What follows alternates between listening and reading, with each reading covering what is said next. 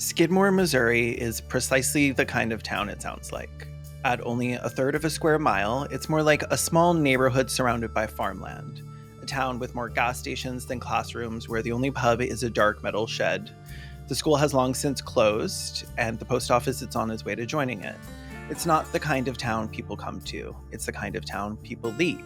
If you live there, you were neighbors. And it's that affable familiarity of living in a town like Skidmore that led to the events of July 10th, 1981, outside the D&G Tavern, where Ken McElroy was sitting in his red pickup truck, and the townspeople filed out of the tavern and surrounded him. While the townsfolk didn't often show much sense of solidarity or town pride, that day it was different.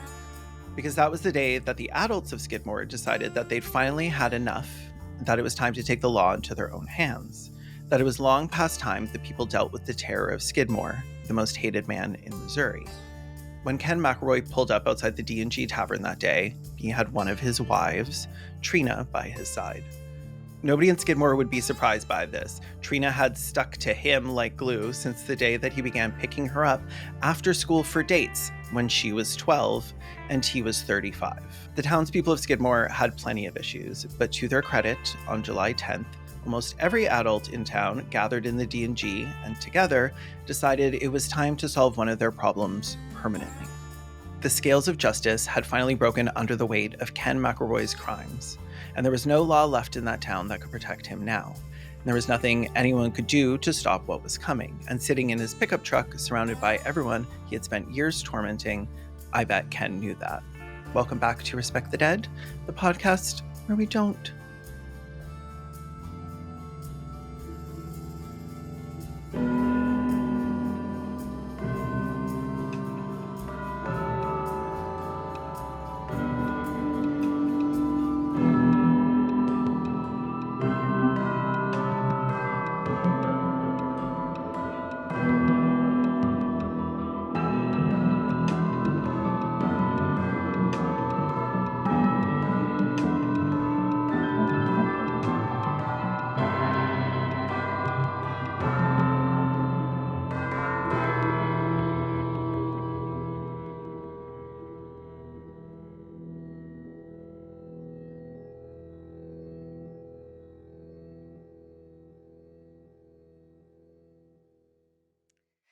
$35 and $12.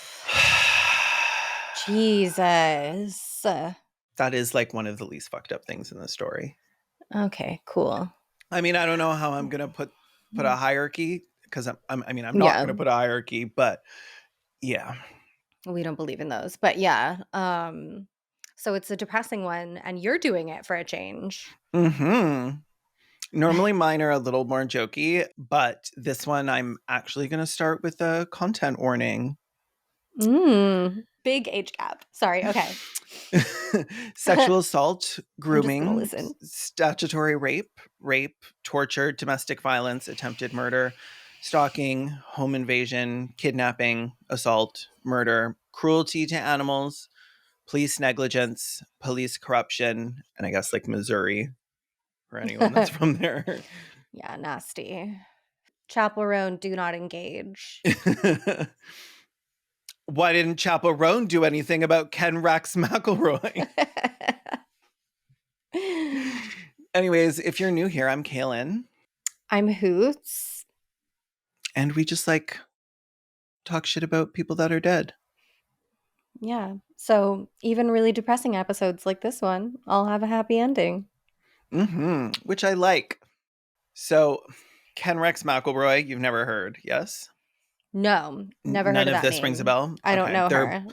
There are books, there are documentaries. He is known as like the most hated man. One of the only people that's ever successfully pissed off, like, other than like a politician or whatever. But like, He was not well liked by literally anyone. Okay, until Drake comes along and snatches his crown. He's still the most hated man. Yeah. So Ken Rex never read a book. And that's basically where he stops being relatable. Mm-hmm. He was born on June 1st, 1934, and was the 15th of 16 children. His poor mother. Oh my God. Which in my mind, that's too many babies crawling around. That's an infestation. You are running an orphanage. That is a baby mill. Like, Yeah. That's too many babies coming out. yeah, He no. must have, like, number 15 of 16, he must have dropped out. Like, Yeah. there was nothing And holding by that woman then, together. she has no nutrients or anything, so his brain was No. starved Yeah. while he He was was cooking. hungry. Yeah. His parents, Tony and Mabel, moved frequently between Kansas and the Ozarks before eventually choosing Skidmore as their home. Can I say Skidmore? Down on Like, Skidmore. it sounds so gross. Like, It it sounds sounds like like a something you would make up. Yeah. Like, it's to be something like, that "This like is a bad Stephen town." King would would name Yeah. the town that Skidmore, one of his Maine. characters. Yeah. Tony, Papa McElroy, Mhm. was trash, much He like, sounds it. most dads, I would Yeah. assume. By which I mean he was super abusive. Ken was like, by all accounts, which I don't know, people are talking about it later, so who knows. But he was apparently sweet little boy, loved animals, lived on a farm. But when his father asked him to, like, help out, do things like brand the animals or things that would potentially harm them, he would refuse. And then his father would beat him until he agreed to then go harm the animals, which is like, if you're trying to make Making like a a a horror serial movie killer. villain, Yeah. How do you yeah, make a serial this is how you killer? start. Yeah. In fact, I'm pretty sure that's how they made Leatherface. But yeah, I probably could have guessed that he was abusive because, again, mom had 15 children. Like, a man that Yeah, doesn't with the start literal pulling hell. out after at least the 5th child is like he Yeah. he just loves pain. Enjoy jail, you Mormon piece of shit. They're not Yeah. Mormon, but They produce like them. yeah. Townsfolk will tell you that McElroy was not the sharpest knife in the drawer. Like, I believe he that was too. serving spoon. He was held back twice and then dropped out of elementary school at 15, Oh my god. which I just think is What iconic. grade? What grade? He finished grade 8.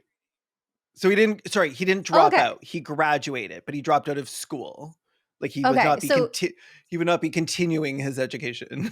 I was thinking elementary school is for us is usually to 5th grade. So he dropped out of middle school. Okay. Here we're kindergarten to 8, and then high school is 4 to 12. I We mean, have a middle 9 to school. 12, 4 to 12. Oh, that's nice. A little transitionary Yeah, a little school. transitionary school where our 6th to 8th graders go to.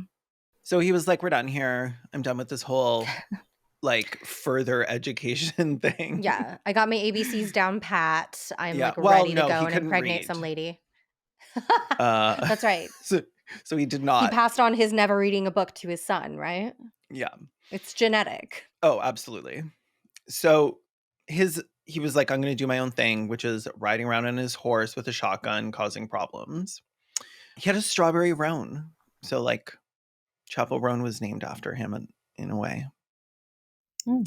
He would also just like hop in his car with his friend and they drive around and do like small town hood rat shit, like steal crops or people's pigs. Okay, well, that's cute. That's just hijinks. I do They like would that. grab the pigs by the tail and drag them off the farm, I don't like which that. is Grabbing them by the little belly and, like, holding them on your horse and taking them away to be your yeah, friend, that's hijinks. yeah. Grabbing them by the tail is also, like, how far can you drag them by their tails? Their tails don't look very strong. No, I was gonna say You'd think maybe that would they just, just like, pop like off. guided them by their tail. Mm, they started to run backwards. They were like, "Ow, ow, ow, ow, Oh yeah, that's smart. I mean, ow." evil, but smart. Yeah, He would also steal crops to sell, which I think is very funny. Like, that's very I'm sorry, Stardew coded. but how are you even going to say you were robbed? You left all your corn out on your lawn and then Just, you like, got sitting mad in the that somebody dirt. took it? Yeah. How was I supposed to know I couldn't take He any? was like, "Nobody's using this." Yeah, Look it's at that. you They just literally buried it left in it the on the dirt. lawn. Yeah. It's like buried treasure. Like, Again, whoever that's finds it gets it. hijinks. Yeah. It's just small town hijinks. Yeah, it's boring. Sometimes you gotta make some trouble, make your own Yeah, there was no fun. internet. He couldn't even Yeah, shitpost. he couldn't read either. So even if there That's was a fair. Twitter, what would he do on it? Yeah. I mean, the same thing that most people Well, on I Twitter guess who can't read spaces. do. which is tweet, ask like Chat GPT to do it for you. Oh, that's so true. At 18, he married Olita and moved to Denver, where one of his sisters lived, and tried to do like a little bit of an honest living working construction. Okay. But a giant steel beam fell and like broke like on his head, cracked his helmet open, and like split open his scalp. Oh my God. He would then later tell people that he had to get surgery and they put a steel plate in his head. The person doing his autopsy was like, no plate. Like when he eventually died. So he just, yeah, He just lied for he attention. just lied. Lying for attention is a time honored Also tradition. hijinks. Also, Yeah. also kind of cute. So he moves back to Missouri and he's like, yeah, well, having a real job tried to kill me. So I'm going back to stealing pigs. I mean, once again, like I think I'm kind of with him here. I don't like some of the other stuff he's up to, but like he's not wrong. Well, he would steal the pigs to sell them, which I don't think the pigs were That's like kind of a super job. here for, but it is a job in that Yeah. he made a lot of money off But of I mean, like it. I agree with him that like having a real job tried to kill him, so he shouldn't have Well, to have a yeah, job. that's why I'm a He shouldn't. podcaster. Yeah. Oh my God, somebody should tell him about podcasting. Well, we'll get to whether he has a mouth His later. media career. So he would dress in black. He would like case the joint all day and then he would return at night and steal the pigs. And if they wouldn't come when he tried to drag them by their little tails, he would just pick them up. They were 200 pounds and this man was huge. I'm going to send Well, his you. skull lived through a steel beam falling on him. Yeah. Okay, you sending me a picture? I'm sending you two. No, Yeah. imagine this man barreling at you. It's, Who does it's he like look like? He looks like somebody. First of all, he kind of looks like like a John comedian. Goodman. Yes. Yeah. Yes, he does look like John Goodman. So yeah, he would steal the pig, sell it for like $50, and then show back up for more. $50 sounds like a lot of money in Back then, those yeah. days. Yeah. Especially for a pig you stole. Yeah. Like, You didn't have to spend any money to make that money. and it's pretty easy to sell stolen livestock because then they just slaughter it and there's no evidence. Yeah. Like, the perfect crime. There were a lot of rumors about him going around the town at this point, not about the pig stealing, but whispers were going around that he had raped a 14-year-old girl who died giving birth at home because she couldn't afford to go to the hospital. Jesus. I haven't seen any confirmation of this. It's unlikely the parents would have been like, my daughter died Right. giving birth to Giving Ken birth. McElroy's baby. Like, Yeah. But the rumor started because she gave birth to a massive baby and it killed her. yeah. And they were like, I wonder So, who the daddy is. so Ken's a bully, but he's not. Well, all the news articles called him a bully. I don't love that term. I'll get into that later. But he didn't, like a bully, he didn't pick on like powerful or influential people. He went after Right. people he thought he could get away with it. People like the little guy, both like literally, as in they were younger than him and smaller than him, but also they didn't have like connections to anybody more powerful than he saw himself. Right. And he would always be hanging out with younger people, which in one way could have made sense because he was like held back a couple grades. Yeah. So like His all peers of were his younger than friends, him. yeah. Yeah. But he's like in his late 20s hanging out with like 17-year-olds. Like it's Yeah. like 17-year-old girls too. Like it's weird. It's weird. Yeah. It's not cool. But don't worry, he told them that they had nothing to worry about, like him hitting on them or whatever, because they were much too old for him. Yeah, I was about to say because he only rapes 14-year-olds. Yeah. Or young meat, as he referred to them. Mm-hmm. One 13-year-old, Donna G, would sneak out to see him. She lived with her grandparents, and she would sneak out of their house at night to go see him. And they knew about it, but she was sneaking out, obviously. Like they weren't approving of it. And one night, Ken and a couple of other girls come into the D&G tavern, the only tavern in town. Oh my God, let me send you a photo of this because it's literally like... Is it like an old-fashioned tavern? No. Is it a dive bar? It looks like a fucking shed.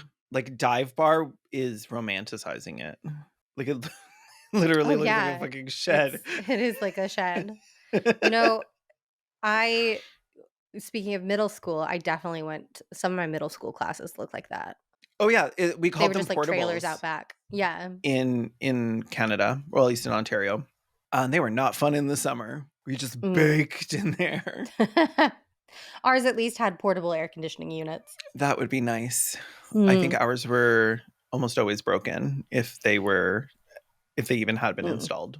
In Florida, they'd cook you, though. You'd have a bunch of dead 12-year-olds if you didn't have an AC unit. Yeah, well, there were times where we had to just leave the classroom and then go like sit in the Oh my hallway and do our God. classes because it was too hot. Because like can't Ugh. you've been here in the Yeah. summer. It's like Yeah, it can get like 85 degrees Fahrenheit it's like and either muggy. like plus or minus 40. It's like such a great. It's insane.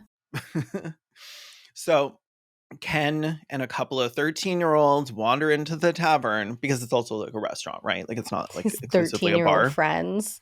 It's fucking sick. Insane. And they see Donna's grandfather and Ken decides to go taunt him. Be like, I'm hanging out with your granddaughter, like sweet piece of meat, nothing you can do. There is something I can do. I can put a bullet through your fucking brain. So her grandfather's obviously like, stay away from my granddaughter or I'll call the police, which is what anybody should say to something like that. Yeah.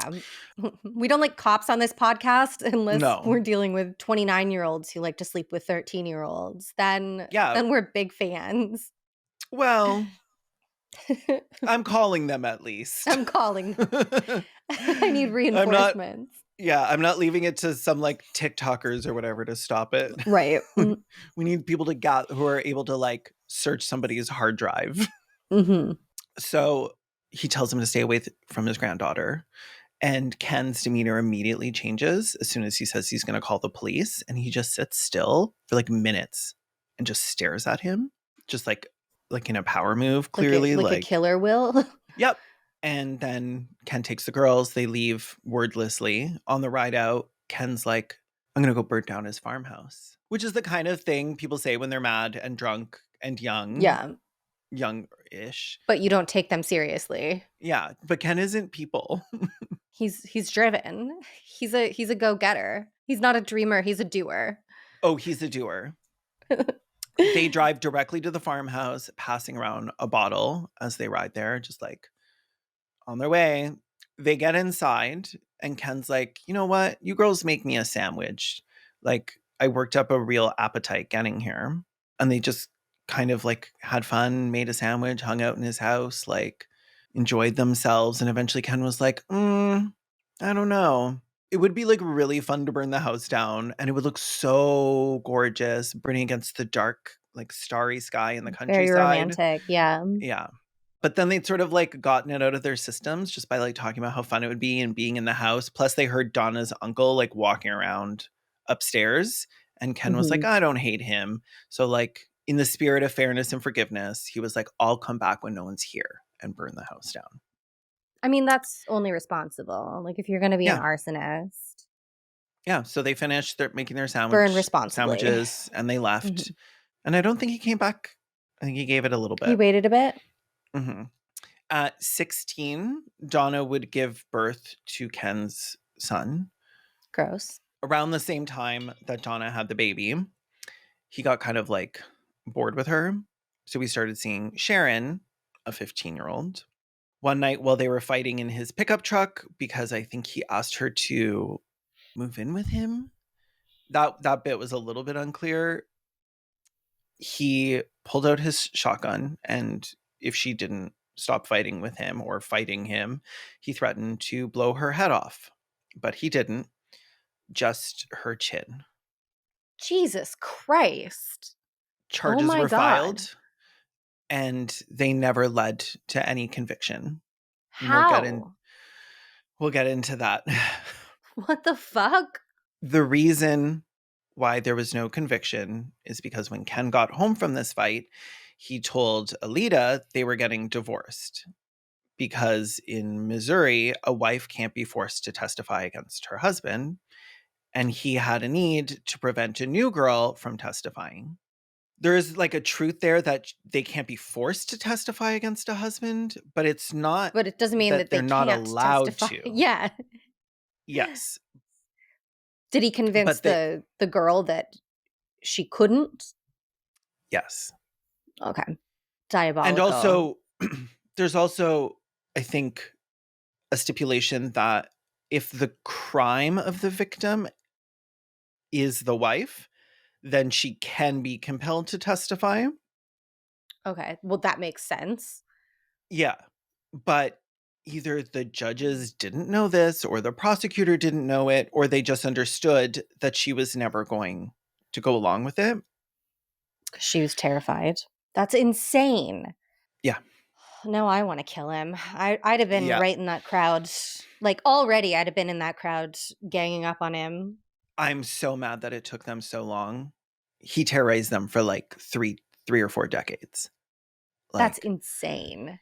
so Alita agrees to the divorce, and in 1958, Sharon marries Ken. Oh, 1958. He's 20 something.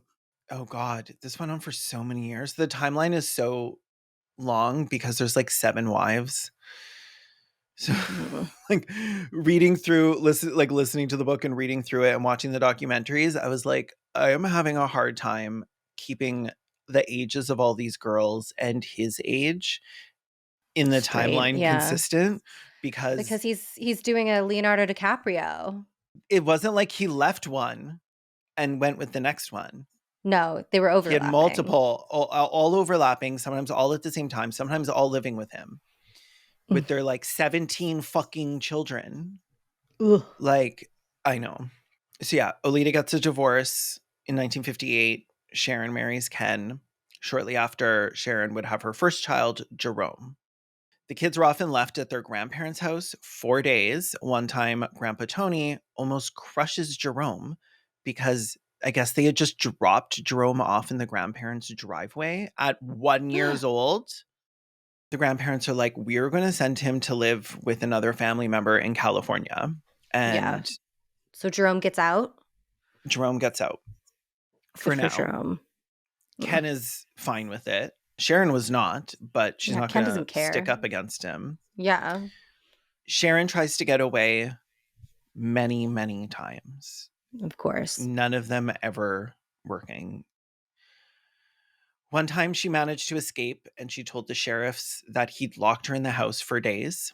She described beatings. She explained that she was terrified and that Ken had recently brought home a new girl, Sally, a 14-year-old. He would take turns between the two as to whom he would rape and beat that night. Sometimes, like, coming into the room where they were both sitting together and being like, who should it be? I just like I always say that I believe that legally every woman should get to select one man a year that we're allowed to execute. Mhm. And like if we lived in such a world, this just wouldn't happen. Because even Mhm. if his girlfriends wouldn't have done it, his wives wouldn't have done it, one of the women in that village would have been like, him, he's my selection this year. Put the needle in his arm. Everybody knew. Put Every the needle in single his fucking person arm. knew. Homeboys picking up little girls from school, and the teachers are like, well, I just don't think that's right. Okay. Well, then do And something about it. like, if the parents aren't and the police aren't, This story should have been our Kitty Genovese because, like, the actual story of Kitty Genovese, like, it turned out like people actually weren't ignoring her. But this is that. This is the everybody knows something is wrong and closing the blinds and being like, it's not my job to do something about it. people do try over the years, and we'll get into it, but Ken, literally every single person, from the judges down to the cops, down to every single person who had ever interacted with him, terrified because he was terrifying. Because he's scary. He's big and Like, he's stupid and he's violent. yeah, and persistent. We'll get into that in a second, but it is like And the that's why you stalking get that in your this man, truck and you run him over with your truck. And then you put your truck in reverse and you run it back over again. Like, yeah, like Michael Myers. You don't yes. stop And until you you've keep taken the doing head that off. until he's Yeah. pulp. Yeah. Oh, you were really going to enjoy the ending to this story. Oh, good. I love a happy ending. I hate this man. I really hate this man. So the police would not be Sharon's escape, but a social worker who found her and her now second child a place to stay, given that both her and her child were both children. She found a foster home for both of them together on a farm outside Okay. of town, and she had them a place to stay for about 6 weeks. All was set for her to sign the form that we begin the process of charging Ken for everything. But the day that the foster family was set to bring them to the courthouse to sign the affidavit, they opened the door to Ken McElroy. No.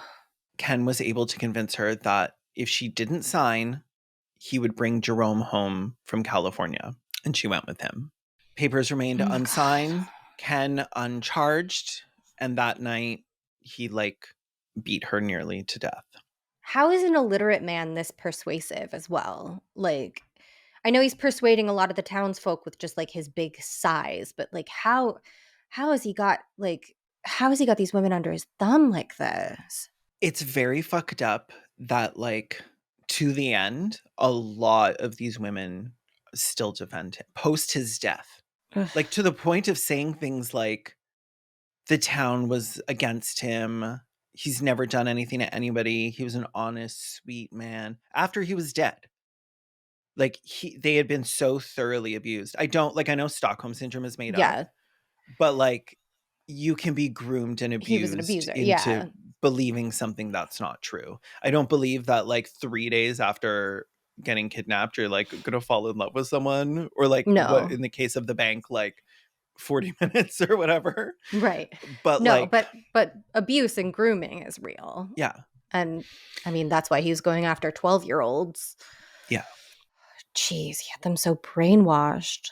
The brainwashing is what made me sick. And I actually found myself while watching the documentary that was, I think it came out about 12 years ago, watching some of them talk, watching some of these girls discuss what happened.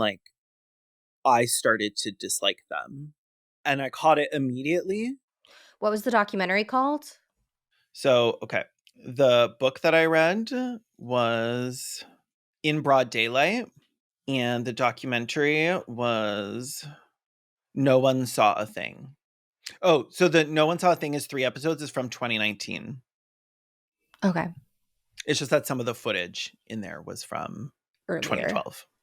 Because we'll get into it, but after this happened, it made every news source, it was a big story. Everyone from outside of the small town filed in. So there's a lot of footage of interviews between Mhm. everyone in this story.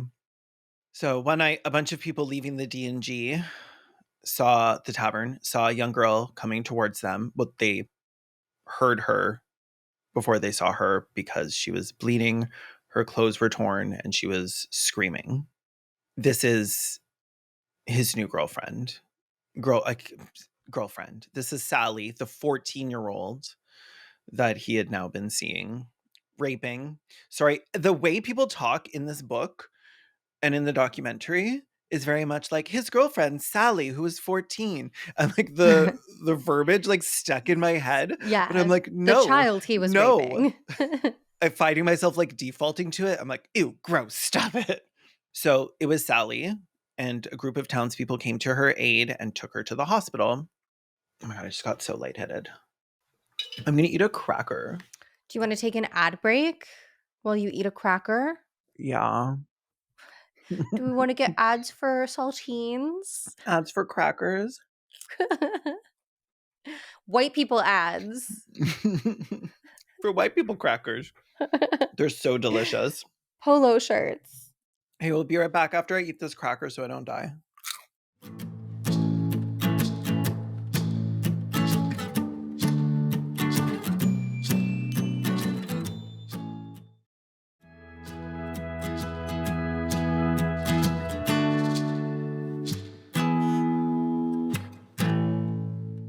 Okay, and we're back after a little cracker break. Little cracker break. Cracker snack. I did not intend to pause there, but let's get back into Sally in the So hospital, a bleeding child outside of the DNG. taken to And now the they've taken hospital her by the to the townspeople. hospital. Okay. She said Ken had beat her and thrown her out of his car on the side of the road because she didn't want to move in with him. And Ken did not take rejection well. So he did the only thing he could think to do. He described all the ways that he would kill her fucking father if she didn't move in and become one of his like child wives. And she believed him with good reason that he would do it. Yeah, because So, he's violent and stupid. yeah. So she, out of, as a teenager, trying to protect her father, agreed to go live with him permanently as like a hostage who would then be beaten and raped for the rest of her time there. Like Until she turned 17 and he kicked her out, right? the I think Sally was there for a while actually, but that did eventually happen. He would bring in younger girls and eventually be like, get the fuck out. He would eventually need to marry someone else because new Right. charges cropped up. By her silence. Yeah. One night when Ken's friend Larry was there, he asked him if he'd ever seen the Saturday night fights. And Larry was like, I don't know what you're talking about. And then Ken smiled, got up, and started beating Sharon, picking her up, and throwing her across the Oh my room God. until she was unable to stand. Larry did nothing, What the said fuck? nothing. The people in this town were doing nothing for decades. Was Larry scared? Is that why? Everybody was scared because if you stood up to him, he He would would burn your come house after down. you. He Yeah. would burn your house down. Like he would the people that he harassed, it was like homeboy didn't have a job. He wasn't busy from 9 to 5, but he could show up No. at yours and he would every single Mhm. day. He would just sit across the street in his pickup truck and watch you through the window. Sometimes he would pull out his gun and fire it into the air just to let you know that he had it. Like he would call your house and tell you all the ways he was going to kill you. And then we went to the police. The police would be like, I don't want to fuck with Ken McElroy. He's insane. Fucking useless. Ken, Useless cops. at one point, burns down the local judge's barn. Oh my Like, God. literally everyone across the 3 counties, like, that Ken traveled in was terrified of him. Oh, and this was pre-internet too, so they couldn't even like Yeah. Google how to build a pipe bomb. No. And I don't know if they could read. I heard a lot about the town having 3 gas stations, but nothing about it having a goddamn library. To be fair, some people had tried over the years to stop To kill him. him. It's just that their lives were destroyed whenever they did, and everyone knew about it. So, like, each person along the line got less and less likely to stick their neck out, especially when, if you did stick your neck out to protect one of the girls, like, most of them knew the girls were going to end up back with him anyway. Right. Like, why are you going to testify? So it felt Why are you going to agree to fruitless. testify? And then when it gets to the court date, the girls are like, I don't know why this man's yelling about my beloved Ken. I lied about everything. Like, you're only putting yourself at risk and you're helping nobody, Right. which sucks. And it shouldn't be that way. But like they're fucking 14 years old. They shouldn't be allowed to live with Ken. Yeah. Like, they shouldn't have a choice. Children can't consent to sex, but they can consent to going and fucking living with Ken McElroy and having his babies. Mm-hmm. So his wives were, like, by all account, mostly not his wives because you can't have more than one wife. Yeah. But also because they were just children he groomed and kidnapped that he was beating and raping, sometimes with objects, often one after another. And quite often that's where these children would come from. So eventually, by the time of his death, he had, I think, 16 or 17. It's like Ugh. unclear if like maybe one had died because I saw like conflicting I'm numbers. sure at least a couple probably did. Yeah. After Ken met Alice, he'd realized Sally was now old enough that he was bored of her, like you Yeah. intuited. Ew, she's 20? Gross. Yeah. So he kicked her out and he was like, take your fucking kids with you too. Ugh. So, I mean, good for her. Like, Yeah. that's the best She has possible thing that freedom, could the have best happened. outcome. And she got a part time job helping out where she could, trying to make money. And one night while she was working, her babysitter had a rowdy little party at her house. The cops came, saw the children basically unattended, and she lost them to the foster Oh my system. God. I don't know how to make this more clear than saying that every single time somebody was supposed to be holding him accountable, he got out of it by terrifying a witness. Hmm. Like he just did it every single time. And every single time it worked. Like nobody ever caught him in the act of anything. It was always Right. somebody stole my goddamn pigs and they saw, like I've seen Ken driving around my farm for the past 3 days, like casing the joint. The cops aren't going to do anything about it because Right. again, nobody's going to testify. And he'd usually be smart enough to have somebody else fence the actual animal. So he could never be connected with being like, oh, I saw Ken around my farm and then he was selling 3 pigs. Right. Right. When Ken stole one farmer's 2 horses and the farmer called the police, Ken went back to his farm and smashed his face in with the butt of a rifle while threatening to Oh kill my him God. and everyone he loved. So he refused to testify against Ken. And it just kept happening that way. He would go into town, he would do something to someone, and then nobody saw a thing.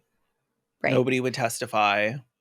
It sounds like the police are a little bit in his pocket too, because like what they refuse to come after him, but they take his ex's kids away. So, I think she was out of town. I think she was out of So it was Skidmore. different police. Yeah, yeah, Okay. yeah. Still I sucks. Like can't. it's not her fault the babysitter threw a party. You're allowed to leave your kid with a babysitter. You know what I mean? Yeah, it's not a crime to as for a single parent to go to fucking work. It's like and Yeah. have a babysitter that's unreliable. Like Literally not her fault. I don't know if the children would have been better off. I don't really know what Well, at her least life was they went like into the or foster system and not, back to him. oh god, yeah. During his tenure as a pig thief, a crop thief, Ken met somebody named Fred who was 10 years younger and like super impressed by Ken's willingness to literally steal anything, which I get. I get that part.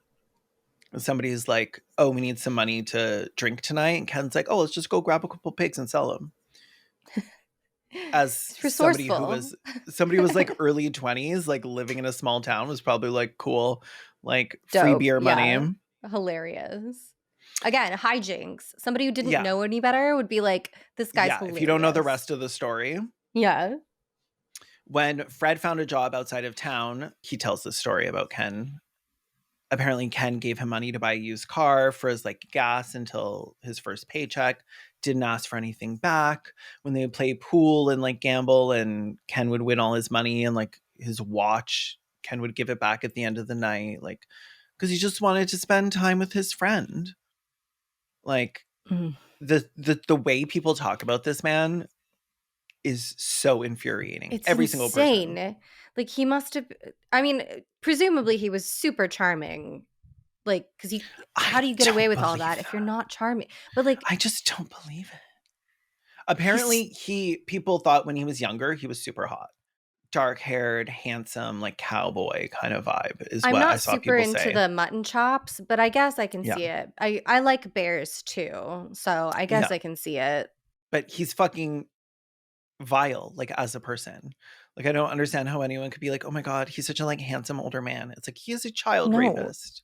he's a child rapist, and it sounds like not even he's a jerk. He's an asshole. Yeah, Like he's even if also he just never he's did just a anything douchebag. bad. Yeah, Yeah, like sitting outside of people's jobs, even if he never actually beat anybody, even if he never actually like raped a child, sitting outside of yeah, somebody's work after getting into an argument with them, that's weirdo behavior. yeah. Stalking is not something you do unless you're a sicko. Yeah. One time, he started bringing Fred with him on his hijinks, by which I mean felonies. Fred, you But fucking one, idiot.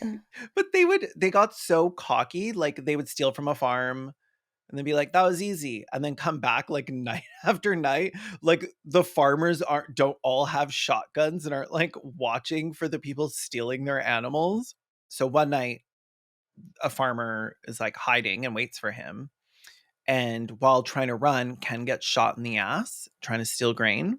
The farmer tells the police he'd caught the thief and he'd shot him in the cheekles. So just look for somebody with like With a shotgun bleeding pellets in their ass. Yeah. asshole, which they did. And Ken was at the hospital. So they filed a warrant for his arrest. And we don't know why, but that warrant was never executed and the case never prosecuted. Oh my fucking God. Unbelievable. So, And you can't even burn down his house because there's a bunch of little girls in it. yeah. Like, When new police officers would join the force, which I'm assuming was like 5 people who just like left because they were sick of dealing with Ken, they were warned. They were like, welcome to the job. This is where your stapler is. This is where your gun is. Then let's talk about Ken McElroy. And this is how it happened. This guy, we have his picture behind the counter, like a 7-Eleven. So Richard Dean Stratton was a new police officer who had not really met with Ken, but was not down when they were like, whatever you do, don't fuck with Ken McElroy. And he was like, I'm a new police officer. I'm invincible. Yeah. He sounds like the good sheriff from a cowboy movie. Yeah, it's McElroy who shouldn't fuck with me. What was his name again? Richard Dean Stanton? Stratton. Yeah, that sounds like a cowboy. That sounds like a cowboy. It sounds like Rick Grimes from The Walking Dead could have been Richard Dean Stratton. It's mostly Richard Dean Anderson, who was also like a bit of a cowboy. So his first actual run-in with Ken was he saw Ken coming home in the dark of night with 4 pigs crammed into the back of his pickup truck. Just stuffing your pockets full of pigs. I don't know what you're talking about. These are my pigs. Stratton's like, did you steal those pigs? And Ken was like, you're just like everybody else. Nobody trusts me. And then pulls out his shotgun and points it at the officer. Just like, definitely a reaction shit, you unhinged have. weirdo. God, I Nobody hate him. trusts me. Nobody trusts me. Like, yeah. It feels like for super good reason. But Stratton was unprepared for this level of escalation on like a traffic stop and knew that if he went for his gun, he would just get fucking blown away. He did not want his brains to be made out of confetti, so he pieced out. And those pigs stayed stolen. But from that day forward, Stratton, I guess I don't know if like emasculated is necessarily the right word. I don't know the man. But his ego was bruised. Yeah. His ego was put in check a little bit. Yeah. And he was like, well, now I need to catch him. I need to get this man for something. Yeah. Somebody has to. He's been going around town, getting stories from people, like finding out who Ken actually is, where, like if he's told anybody that he normally like hangs out in certain areas, trying to get that information so that he can start following him around, getting him for speeding and other infractions. But even when he did, it was like a ticket. Right. Like he wasn't catching him not doing anything. Rape. Yeah. Or theft. Yes. Or burning Which if you just went to his house, just stop by for tea. This is my child bride and our baby. It's like, so you admit to raping a child then? Like, what do you don't need fucking testimony. I don't understand. This is something that's never explained in the documentary or the book. She doesn't need to press charges. Babies He's walking don't around need to... babies came out. Yeah, they're babies. Like, their DNA is proof. Like, I don't understand. Like, he's fucking married to them. Like, this should be enough for someone to be like, oh, well, that's illegal. Yeah. It doesn't matter if their parents sign off. I don't know if there was like a law at the time where if you were married, you're able to commit statutory rape. but I don't think so. Like, it wasn't Maybe the mentioned absence of anywhere. a law is the issue, though. Maybe it's like there's not technically anything saying you can't marry a 12-year-old 16 and older, under it was 15. legal. Yeah. Anyone under 16, you needed parental approval over the age of like 12 or something. Like, there's like Yeah. a little window in there.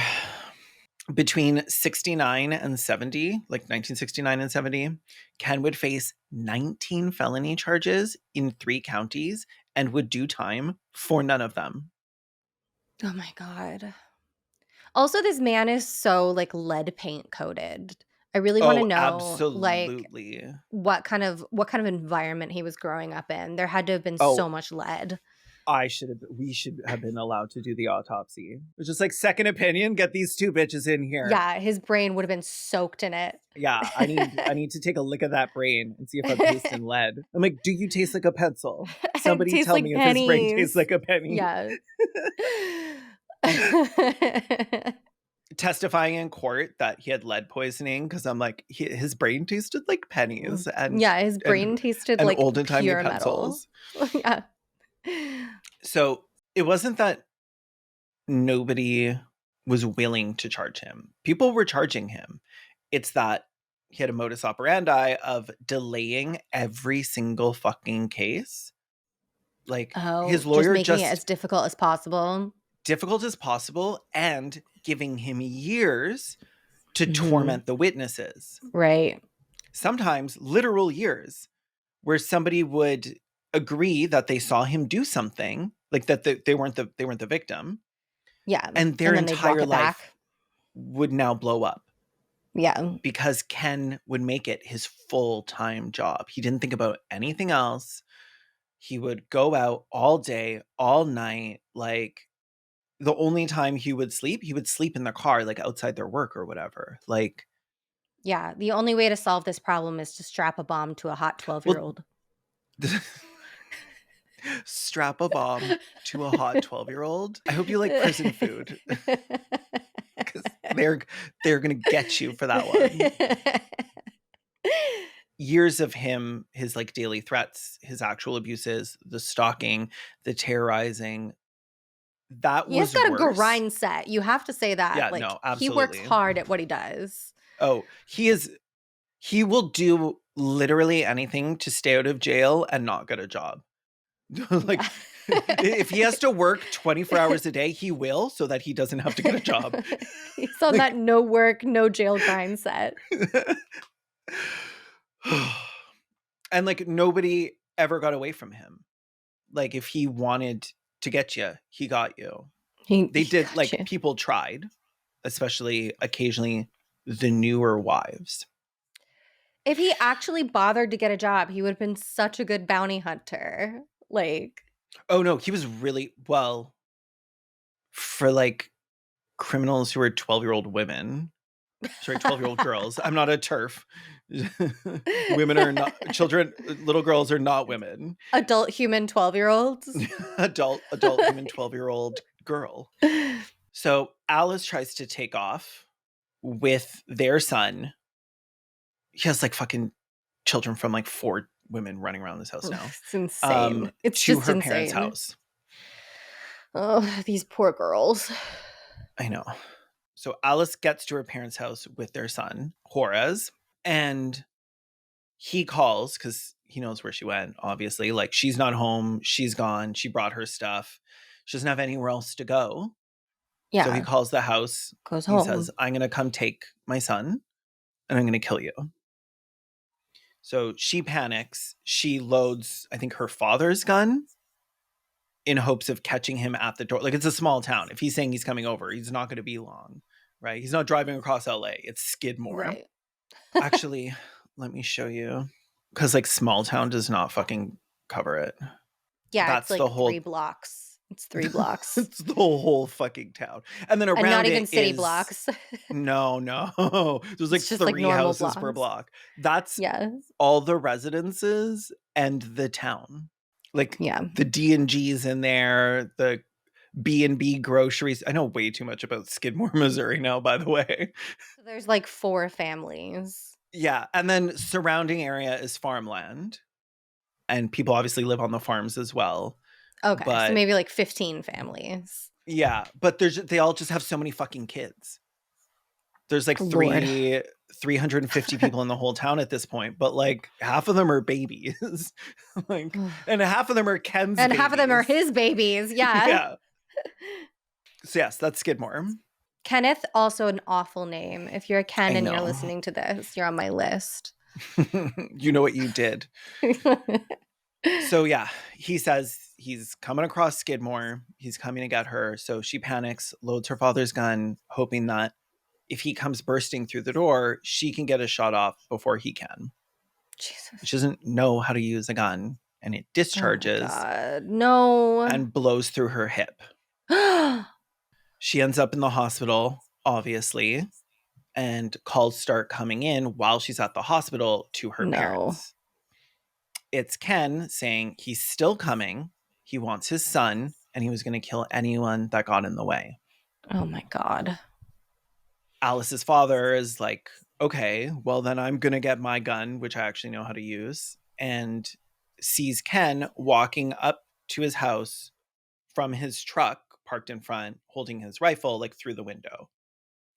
So he like moves out of the way, like loads the gun, goes to like point it again. Ken's gone. No. He's like It's like looking a out the horror window. movie. Literally everything about this fucking movie or about this story is a horror movie. The way that they Oh talk my about God. the way things went down, he got so much like He's a monster. pleasure out of it. He's literally like you look around, he's gone. Jesus. So he stands at the window, he's watching for a while. He turns to go check out another window, and the glass explodes and he gets shotgunned in the thigh. Ken had run back to his truck, hid inside, and was like peeking out, waiting for him to turn around so he could lift my up the gun God. through the window and shoot him.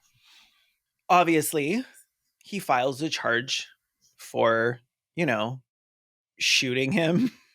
Assault with a very deadly weapon. Assault with a deadly weapon. And every single day going forward after that, he got calls from Ken. Or Ken showed up. And every contact was laden with threats to kill him or his wife or his other kids because she's still not home from the hospital. Mm-hmm. They'd be driving down the street and Ken would be driving behind them and he would just follow them wherever they were going and he would park behind them and wait for them to get back in the car. Like he was now following his wife when she was alone. Like he would literally just stand directly at the edge of their property. He would get to like the line of where he would be on their property where they could potentially shoot him. Right. And just like call out to them and just be like, come out here and fight me. Hey, come out here. Okay. To be fair, it was a little scarier than that. It was things like, I'm going to cut your little boy into pieces and deliver them to you, and I'm going to make you eat his dick kind of stuff. Jesus Christ. Literally fucking, there's no hinges. Hinges were blown off of this man's head when that steel beam hit him. Like, and they stick it out. They managed to get to the hearing. That's good. Like 6 months later, 7 months later, only to find out Ken's lawyer got the hearing delayed for another 6 months. Eventually, Ken's lawyer also going to hell. I do not care for this man. I do not care for this man. I have watched interviews with this slimy little fucker. He is exactly what like the worst stereotypes of all lawyers are, down to being like a greasy little pinstripe suited wearing motherfucking piece of shit. Like, he made a lot of money off of Ken. I'm sure he did. Talk about like he went to go see his lawyer more than I go to see my eyelash lady. He was in there he had to like steal a lot of pigs for that lawyer. Yeah. Eventually, in one night, shortly after the hearing is delayed, Ken, in a rage, comes for Alice's dad at the D&G because he's like, this bitch needs to not testify. These charges, you can't drop being shot. Like those Those Yeah. charges have been filed, sweaty. Like, but if the witness refuses to testify, the one person who is there starts to say, oh, maybe I don't know that it was Ken. You no longer have a case. There's nothing they can do about it. If your only witness and the victim is no longer cooperating, they're not Right. going to bother putting in the work themselves, right? This had worked for Ken Fucking so many God. fucking times before. So he's Mhm. like, it'll work now. But Alice's dad is like, fuck this bitch. Absolutely not. Hell yeah. Love Alice's dad. So when Ken accosts him at the fucking tavern, he comes in with a knife and is like, I am going to gut you if you don't agree to not testify. And Alice's dad is like, fuck off. So Hell yeah. Ken leaves in a rage, comes back in more of a rage because I guess he'd been stumbling around outside, working up his like Right. anger and ego because people standing up to him always pissed him the hell Pissed him off off the because he doesn't most. expect people to ever do that because he always gets Right. his way. This So he guy comes is like, back well, into fine, you're gonna have to kill me in public then. that's literally what he said because Ken showed up with the shotgun and Fucking do it then with all these witnesses. walks into the bar, locks the door behind him, Oh my and is God. like, nobody is leaving, and goes straight for Alice's dad. And he's like, you are not going to testify. You are going to tell me right now you're not going to testify. And every time you like deny me, I'm going to start blowing off pieces of you, starting with your feet. Oh my God. And Alice's dad like is like, get to work. Sounds like you got a lot to do. You got a lot of body parts, bitch. What a king. Oh my God. Ken blasts a hole in the floor in front of his feet, like ripped out fucking chunks of the floor because it's a shotgun at close range. Right. Alice's dad doesn't move, so Ken takes off. Fuck. The cops Fuck come, yeah. Called his and fucking bluff. every single person in the bar was like, oh, I didn't see what happened. I didn't hear anything. I don't know Oh my what God. happened. Fucking Maybe there was a cowards. fight.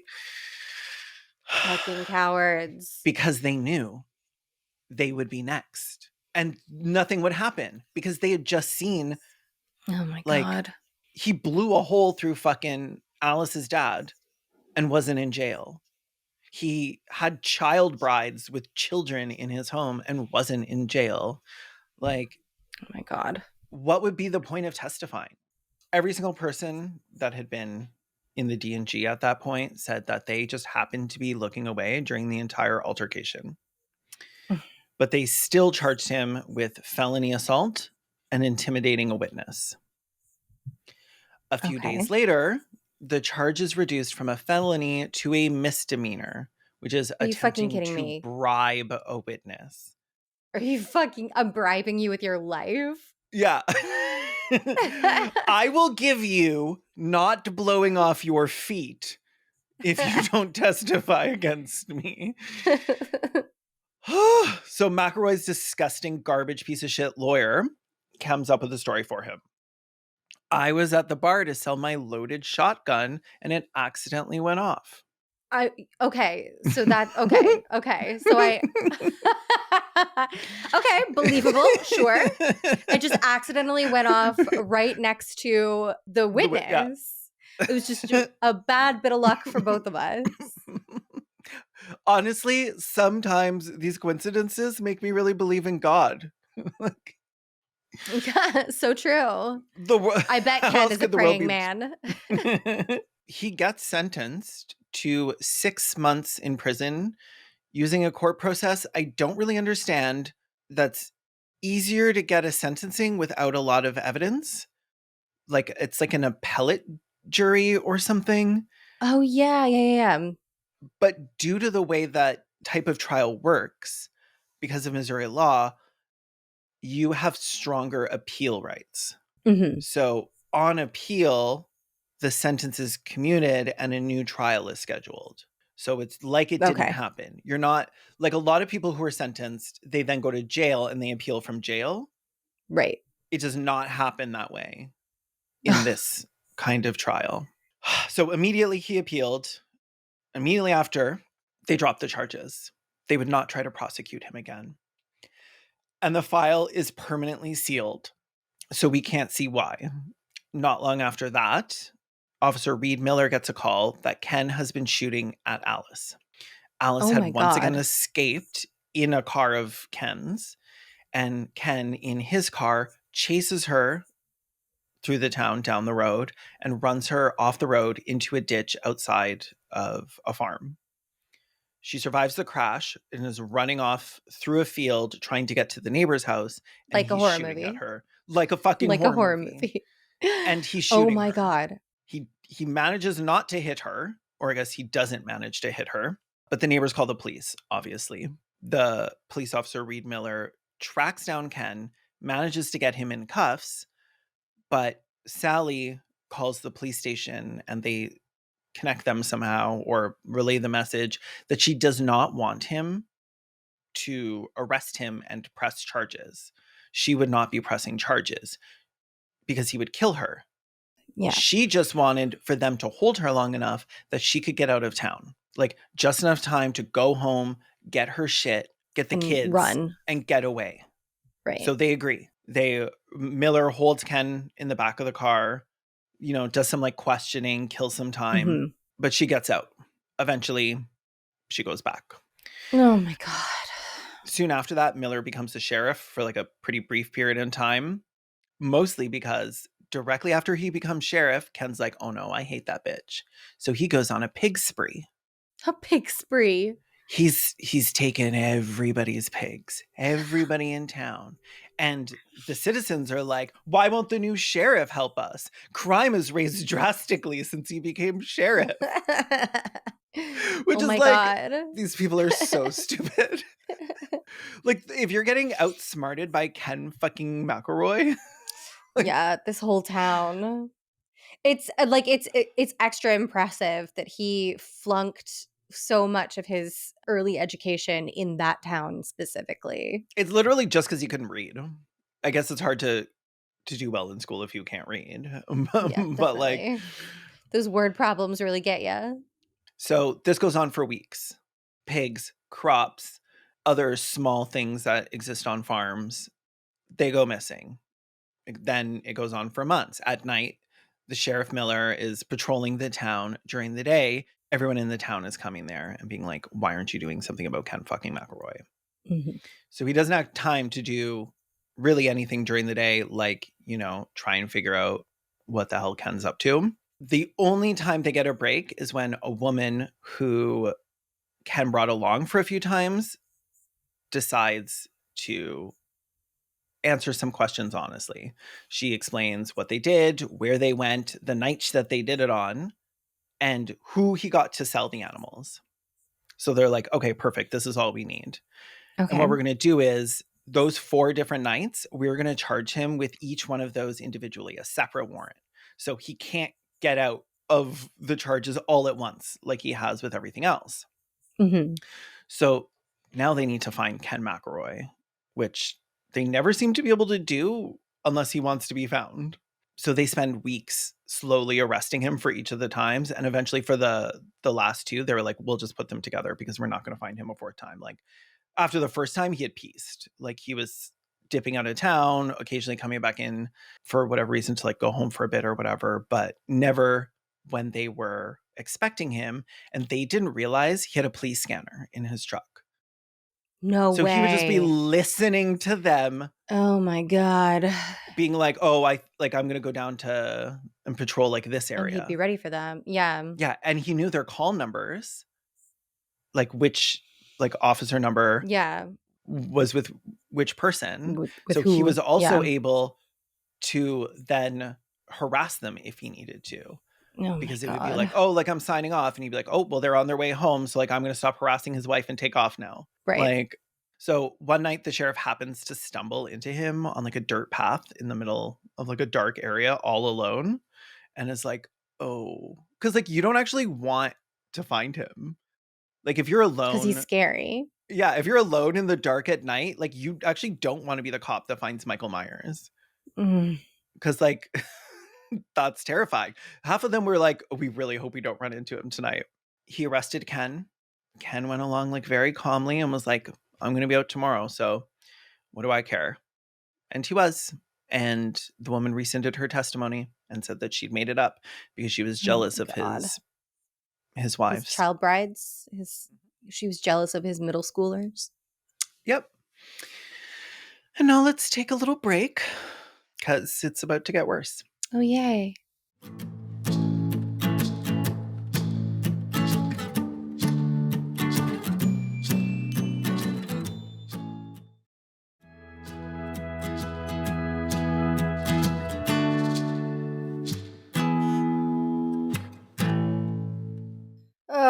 So it's gonna get worse, huh? Yeah, we're about to talk about Trina. Okay. So Ken, people called him a womanizer, which is not the word. I would use serial rapist They have to be willing. and Yeah. child molester. Child groomer, child molester. Like a womanizer is just a fuckboy. They're not women. They're girls. They're children. I guess childizer doesn't, Girlizer. little girlizer Little doesn't have the same ring girlizer. for them. Ew. I know. So while Ken had 5 wives and between 16 to 19 children, Trina was the one who would be with him on July 10th, which is the day everything comes to a head, but we're not there yet. Okay. But she is to this, not necessarily to this day, but in all the reporting on this after his eventual death, she has supported him the most. Okay. She's his ride or die. She is the most Mostly because brainwashed. he was like, if you leave, I'll kill you. It was like ride or die, but unconsensually. Literally ride or die. You ride with me or you die. You very, very, very specifically, yes. So at 16, 2 weeks after she'd had her first baby, Jesus Trina told Alice, because they were living together, she wanted to escape and asked for her help. Alice, I'm assuming, knew that this was not going to work, but was probably like, you got to figure it out for yourself kind of thing. Because Alice had tried multiple times. So they take off to Russ and Brenda's, which are family friends or extended family of Trina's, who also live in Skidmore. But that's much too close if you're running away from Ken McElroy. Right. You have to go far. Yeah. And you have to disappear, I assume. Yes. And her baby is still at the hospital. They needed to keep him for a few weeks. So she leaves just with Alice and some of their kids, like some of Alice's kids. When they get to Brenda's, she said she'd help them as long as they followed one rule. Do not leave this house. Stay in this fucking house. Whatever you do, do not leave this house. What are we doing Like with this house? Movie. We're staying in the house. Not leaving it because you are not bringing Ken fucking McElroy back here with you. Mm-hmm. Like, that is, I do not want that. So I will do everything I can to help you, but do not leave this house. Less than an hour later, Trina and Alice are in the car with Trina's dad going to get the baby from the hospital. The hospital notably is not in the house. In Brenda's house. Ken sees them driving towards the hospital. Of course. Immediately. They leave the house and Ken's like, there they are. Because there's like 15 people in this fucking town. Exactly. Like, of course he's going to spot you. You can't fly under the radar, you stupid bitch. So he drives me them me calling the child rape victim a stupid bitch. This is what I mean when I say I'm watching this and I'm like, I hate these people because it reads like a horror movie, and it's a time-honored tradition to see what somebody's doing in a horror movie and being like, well, I wouldn't don't do that. I wouldn't do that. I wouldn't do that. I'd be smart and clever instead, and then I would never die. I live forever. He runs them off the road. He has his shotgun, and he tells Trina's dad to get into his car and the other 2 girls to drive back to Brenda's, and he'd meet them there. They get to Brenda's before he does, and she hides her kids and their babies like in a closet in the back room. When he gets there, he yells something to the effect of, come out or I'll come in and I'll kill you. I believe it was more colorful, something like "I'll blow your brains out" or whatever, but I don't have the exact quote. So Alice brings out Juarez, which is why he's really there, because this is his favorite Because son that's his at the kid. time. Yeah. She goes back in and starts accusing Brenda of like not living up to her promise to protect them. Oh my And God. Brenda's like, You broke the this one is rule. you remember when there was the golden rule? So she's obviously not like, well, you can just have them now. But she's like, there's not much I can do. Like, I'll hold my gun pointed at the door. If he comes in, I'll try and kill him first. But the girls believe him when he says that he will come in and he will kill them. So they go out and go home with them. That night, I think he takes them to like 3 different locations and like makes them stand there and makes them think he's going to kill them. Oh my God. Like with his gun, like behind a shed, in a field. Again, just like complete torture. Just like And then, psychological torture. Yeah. yeah, takes them home, does the same thing, but doesn't. But he does like break their faces, basically. Noses, Oh my God. cheekbones, brows. Oh my God. Permanent damage for Alice, who would have like killer headaches and migraines for the rest of her life. Alice got the worst of it for helping her and not knowing better at this point. And that night, when Alice was allowed to go to the hospital, or sorry, the next day, Alice was allowed to go to the hospital. Oh my God, she had to suffer overnight. And that day, Ken raped Trina at gunpoint beside their baby. Oh my God. This is something he would eventually get charged with.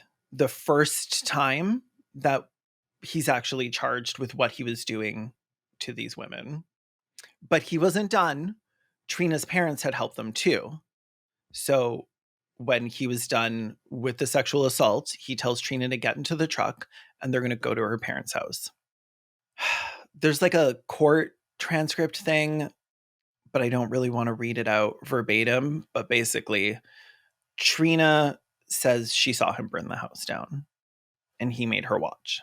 Oh my God. Later, she would say he never burned the house down, that it was just a coincidence that it was on fire when they got there or something. Or they like went there because they heard it was on fire and Ken was like such a sweet guy that he wanted to go help them. Go check it out. Yeah. I don't know who then, if that was the case, shot the dog. But according to Trina, in her original testimony, when he was setting the house on fire, the dog was like, what the hell? And started barking at him. And he shot the dog. With their house destroyed, Trina's parents, Ronnie and Treva, leave the area. Obviously, they have to go find somewhere else to live. And they're like, well, we're not going to live in Skidmore. And a few weeks after the move, Brenda, whose house that they went to, who told them not to leave, stops in to check in on the parents. And everything's still there. Like clothes are still on the line. All their furniture's still there, but they've taken off. It didn't say anywhere that he had threatened them again, but like that's what he did. He was always threatening somebody again. Like he never let somebody get away with it. Right. This is also why people call him like the worst man in the world or like the most evil man, because like his entire life story is just so heinous from beginning to end. And people really like a comeuppance. No redeeming qualities whatsoever. Literally.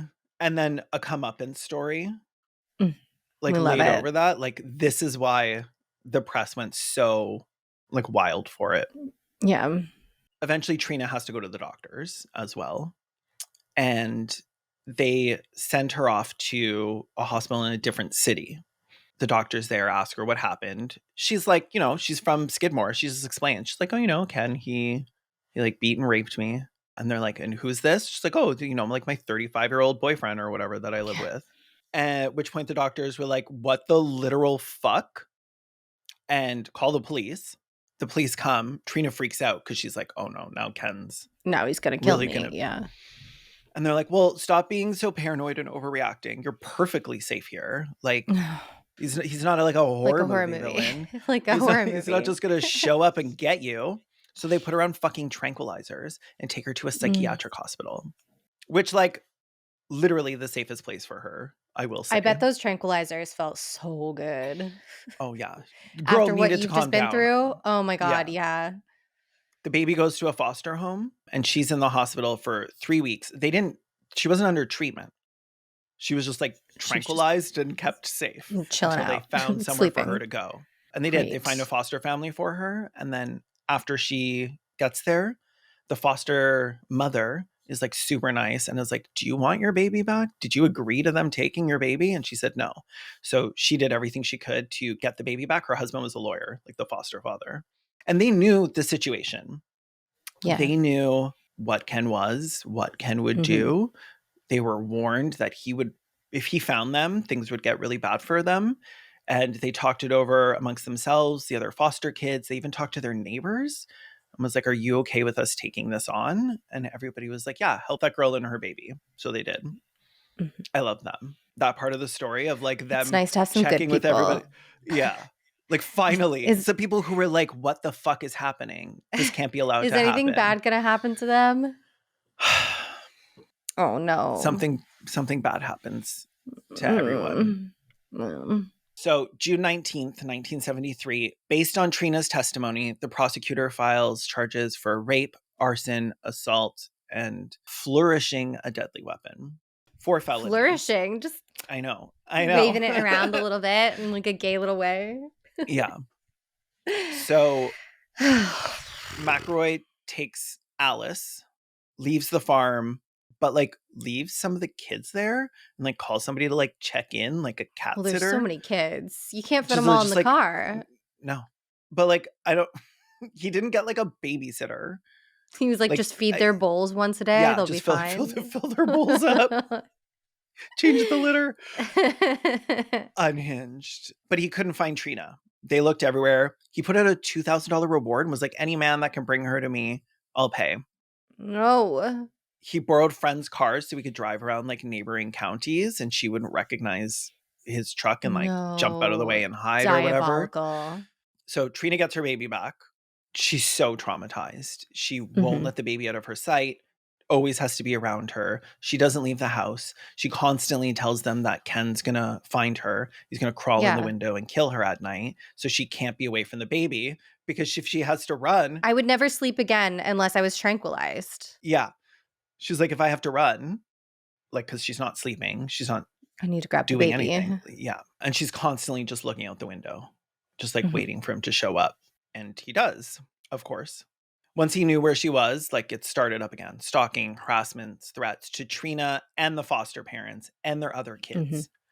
One time he calls the house and is like, "You want to trade girl for girl?" And they're like, "I don't know what you're talking about. Stop calling." And he describes their children to them who were at school and says he's going to take one of their girls and they can have a little swap. Luckily, they called the school or whatever and were like, "Hi, if a Hmm. man comes to kidnap my child, don't let Don't him." let him. Yeah. Yeah. His exact words were that he wanted them to give his little bride back. Ew. Ew, and that's like he's a monster, but he's also a pervert. Like we I we know, got to in keep the that in the grossest center of our way. minds. He's such a In little the Yeah. pervert. And not Ew. like an Ethel Kane pervert, No. like a real Not like a pervert. cool pervert, like an actual Yeah. pervert. Like 500 feet away from any school pervert. Yeah. So when it comes time to try him for the felonies, the county judge, Monty Wilson, who I will see thrown into a meat grinder at some point if I live a life that's worth living, because he's so terrified of Ken that he's the one that often doesn't proceed with charges or pushes them off to another judge and like recuses Coward. himself. This time he recused himself. The prosecutor, who is new phrase, files the charges and adds more. Finally, 8 charges of child molestation for the first time. Oh Fucking my god, 4 child finally. brides deep. 4 child bride deep is an insane thing to say, and I take That that is an back. insane thing to say. I don't Is it I don't all want for to the have said that. same is it all for the same child bride or It's for all separate Trina. ones? It's all It's Trina. all So Trina. 8 counts of okay. It would be years before the trial, about almost 2 years. Soon before it, Sharon comes into Ken's lawyer's office and is like, Ken's divorcing me and you're going to handle it. Because his new fiance, Trina, he didn't want her to be compelled to testify against him. And in those 2 years, Trina had given in. And that's the first Ken's lawyer had heard about that. No judge in the area would marry them, obviously, because Trina is still 15. All of this had happened. And I'm guessing when her she was foster still parents 14. are not giving consent. No. But now that she's back with Ken in the area, they are able to convince her mother to sign off on the marriage and sign a statement saying that she hadn't been coerced. They still couldn't find anyone to marry him because they're going to like priests. And like, surprisingly, the priests were like, that's a child. Absolutely not. Wow. I know. Like rare priest W. So they find some like old ass like judge or whatever to marry them that same day. Nasty. Some other like pervert. out of town. Yeah. So a few days before the rape case is actually going to be heard in court, prosecutor Fraze gets a call, and it's the sound of wrinkling paper next to the microphone. No. And McElroy's lawyer saying, hear that? It's a marriage license for Ken and Trina. No, I hope this guy dies horribly. I fucking hate him so much. You can hate defend this your lawyer, client to the best of your ability he's because you believe enjoying in a fair himself. trial, but this man is getting off on it. He's enjoying himself. So the victim in all 11 of the felonies had married the man of committing them against her. Soon after, a letter from Trina's delivered to the prosecutor via Ken's lawyer. And it reads, I do not wish to engage in any criminal or legal action against Kenneth McElroy. That any and all accusations that I made against any improper or criminal conduct between McElroy and myself were made because of my feelings of frustration and jealousy towards him. That all such accusations were untrue. All the charges are then dropped.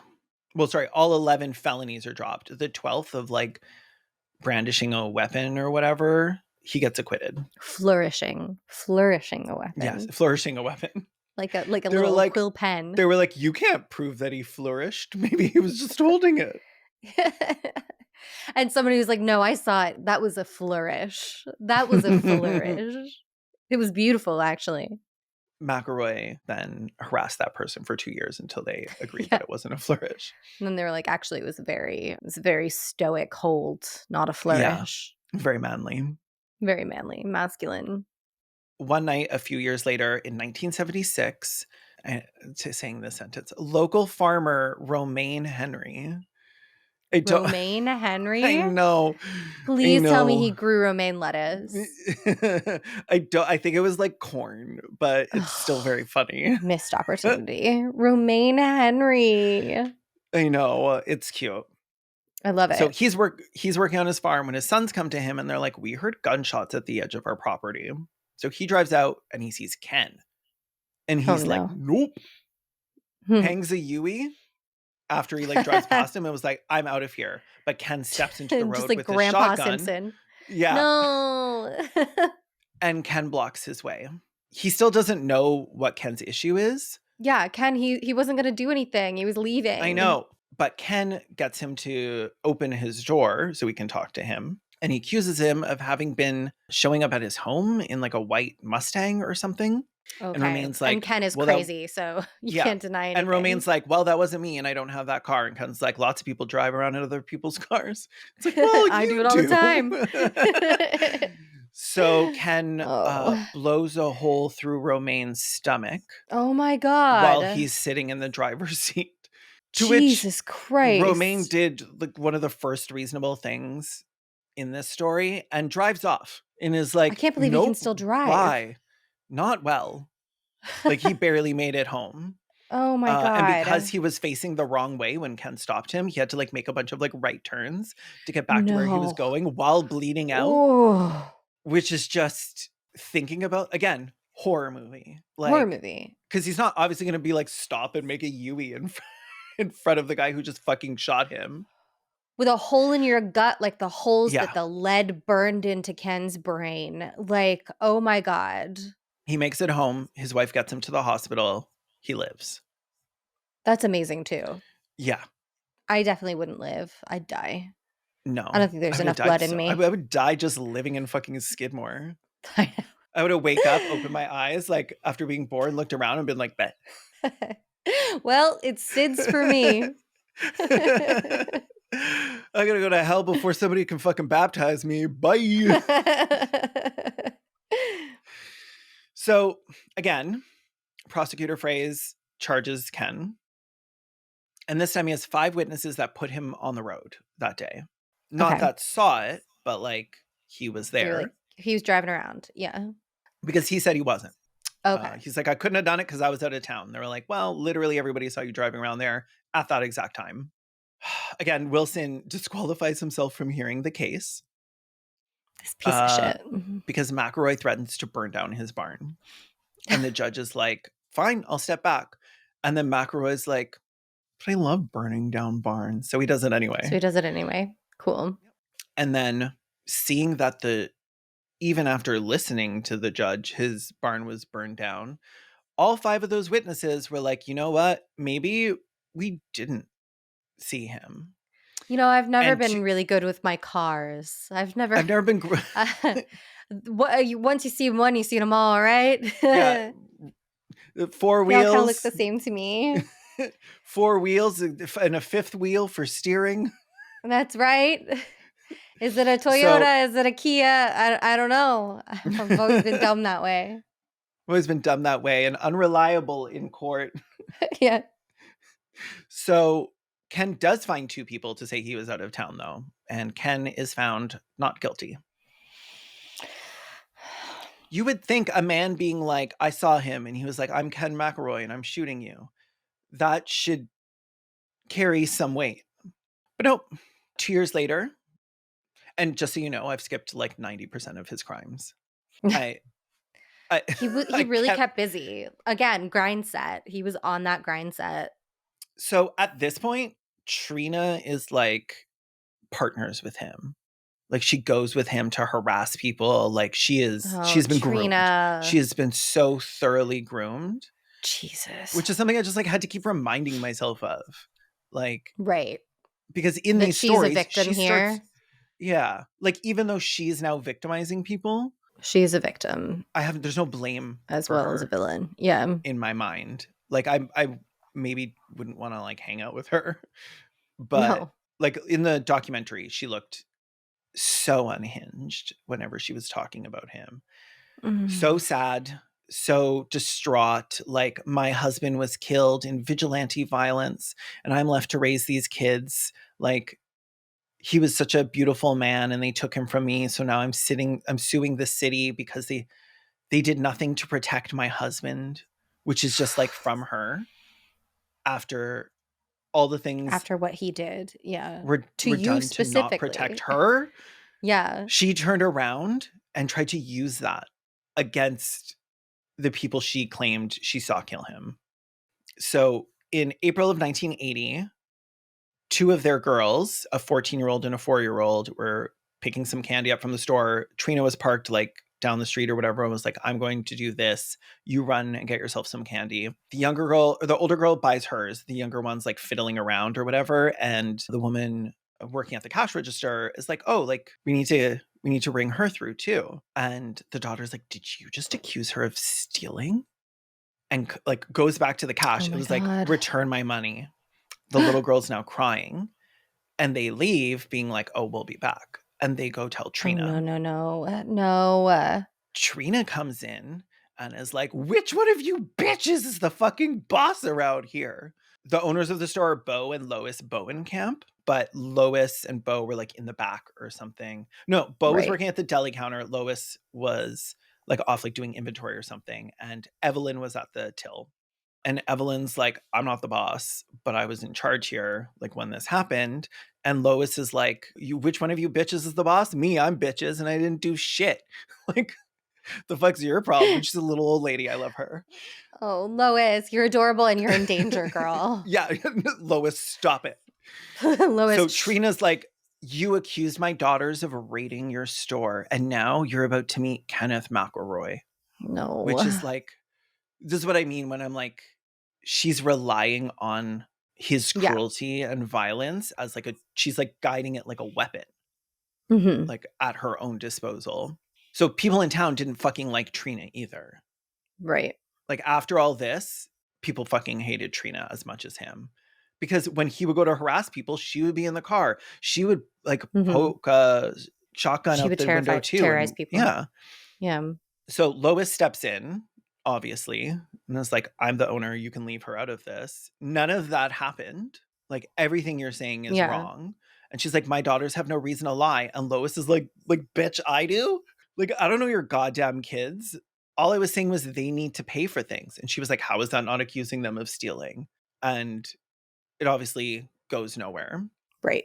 But Ken comes in and starts the threats, starts being like steely gazed, and the thing he did where he just like menaced people, but like wasn't necessarily overtly threatening to like Threatening. assault Yeah. people. And Mhm. eventually they kind of, I think the Bowen camps were able to, for the moment, a little like stave off some of his anger because he was trying to do the like, we're never shopping here again thing with the Karen. Like, okay, bye. Don't let Yeah, the door hit you on the way and they're out. like, "Oh no." Oh, we're so sad about that. And they make the mistake of trying to see what car he's in so they'll know if he's coming. So they come out and they Oh watch him no. leave. But he sees that as them being like, and don't come back. Like, we want to make sure you get off our property. And No, that yeah. slight to his ego would like end That's the thing. with Yeah. years of harassment Ugh. daily. That He's night, insane. He is I know. insane. He is like if a person had a brain that had a steel beam dropped on it, Yeah. is much like somebody like that. That night, Ken and Trina and a friend, so in 3 different trucks, shotguns pointed out the window, drive in circles around the Bowen camp home. Oh my God. Just so they know they're there. Insane. They Like, begin driving get a past the hobby, store. pick up I knitting. know. My God. Kill him. Kill him. I'm just saying, a 12-year-old with a bomb strapped to him. Or even a pig. A pig with a bomb Just a strapped to pig. him. A pig that had eaten a bomb. So he shows up outside their house a lot, stands at the property line like he always does because he knows the laws. And he's like, get that bitch Lois out here. I'll give her $100 to fight Trina, which is insane. That's so funny. And Trina's like, yeah, I'll fight her. I'll Like, pay and this I'll old win lady to too. fight my This is wife. stupid old bitch. Yeah. For $100. He would have paid too. He would have paid. Yeah, and then he would have I gone believe and that about gotten his him. $100 back. Mm-hmm.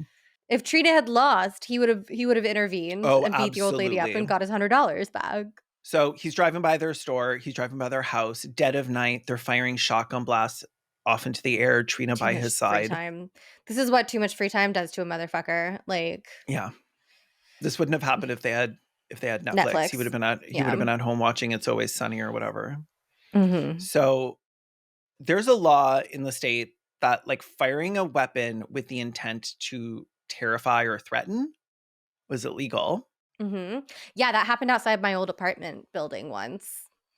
The Yeah, people were that's arguing, and they woke me up with their arguing at, like, 4 in the morning, and I looked out the window, and a guy standing outside of a car was like, if you don't get out of here, I'm gonna shoot you," and he pulled out his gun. He fired, like, 3 warning shots into, like, yeah. some directions, and then instantly the entire sky was, like, full of helicopters Oh because they my were god, like that's so wild.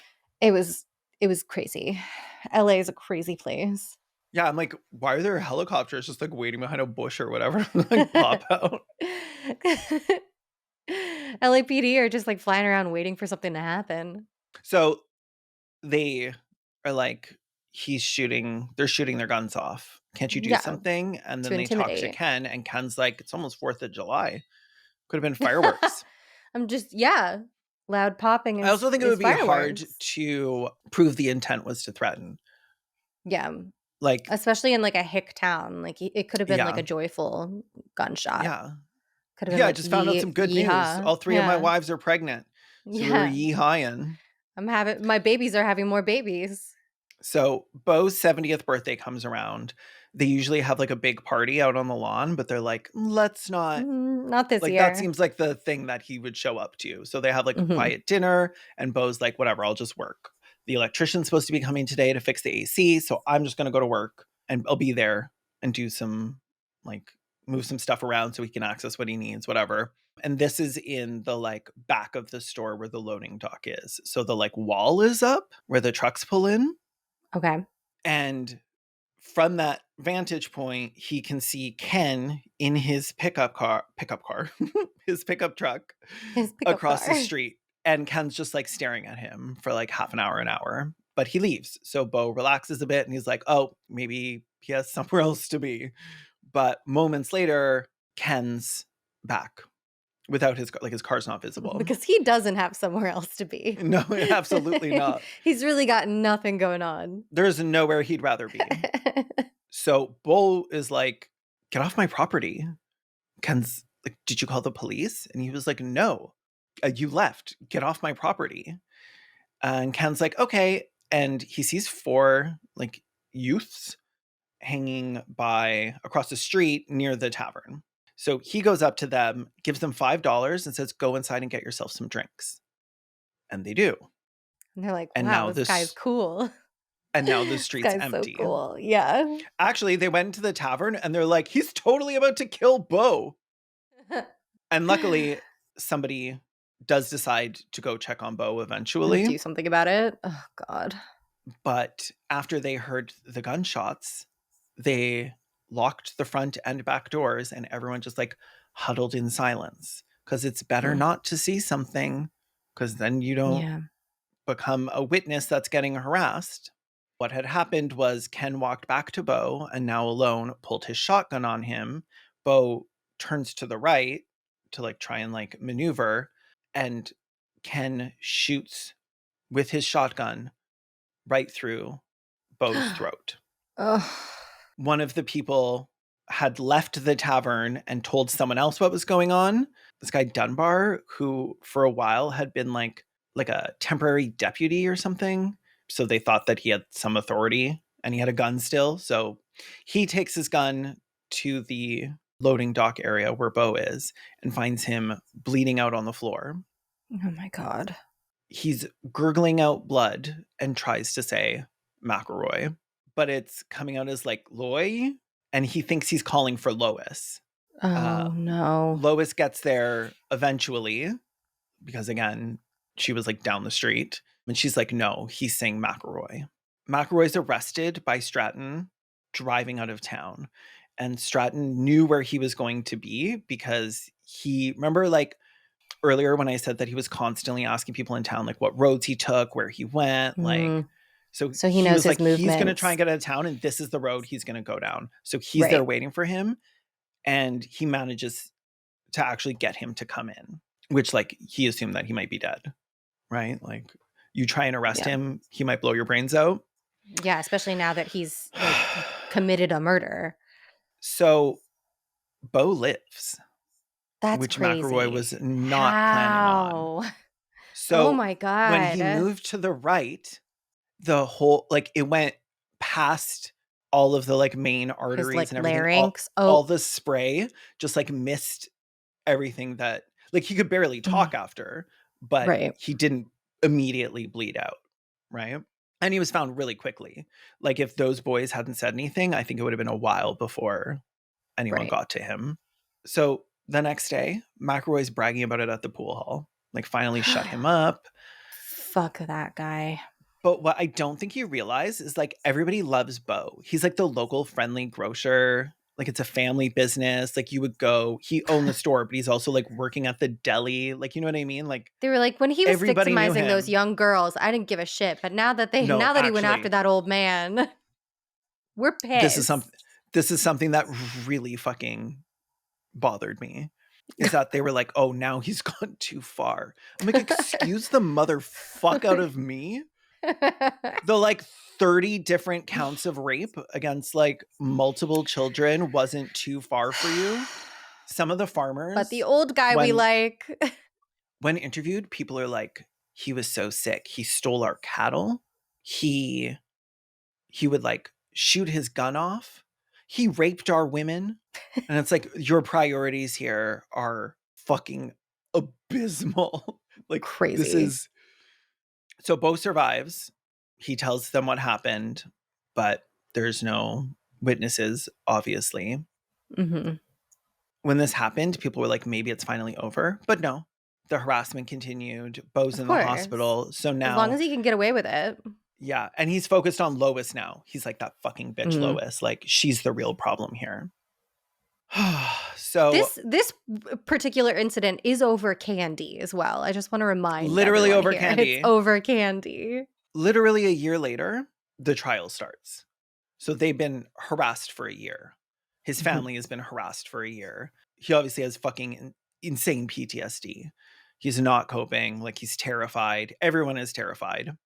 Finally, the townspeople actually try and help. People start signing affidavits because they're like, this is it. He's going to jail. So Yeah. now we can come forward and now we can like testify that he's a terrible person who does terrible things, that he said he was going to kill him multiple times intentionally, Right. even like saying like, I'm going to go on his birthday next week and kill him at his own party or whatever.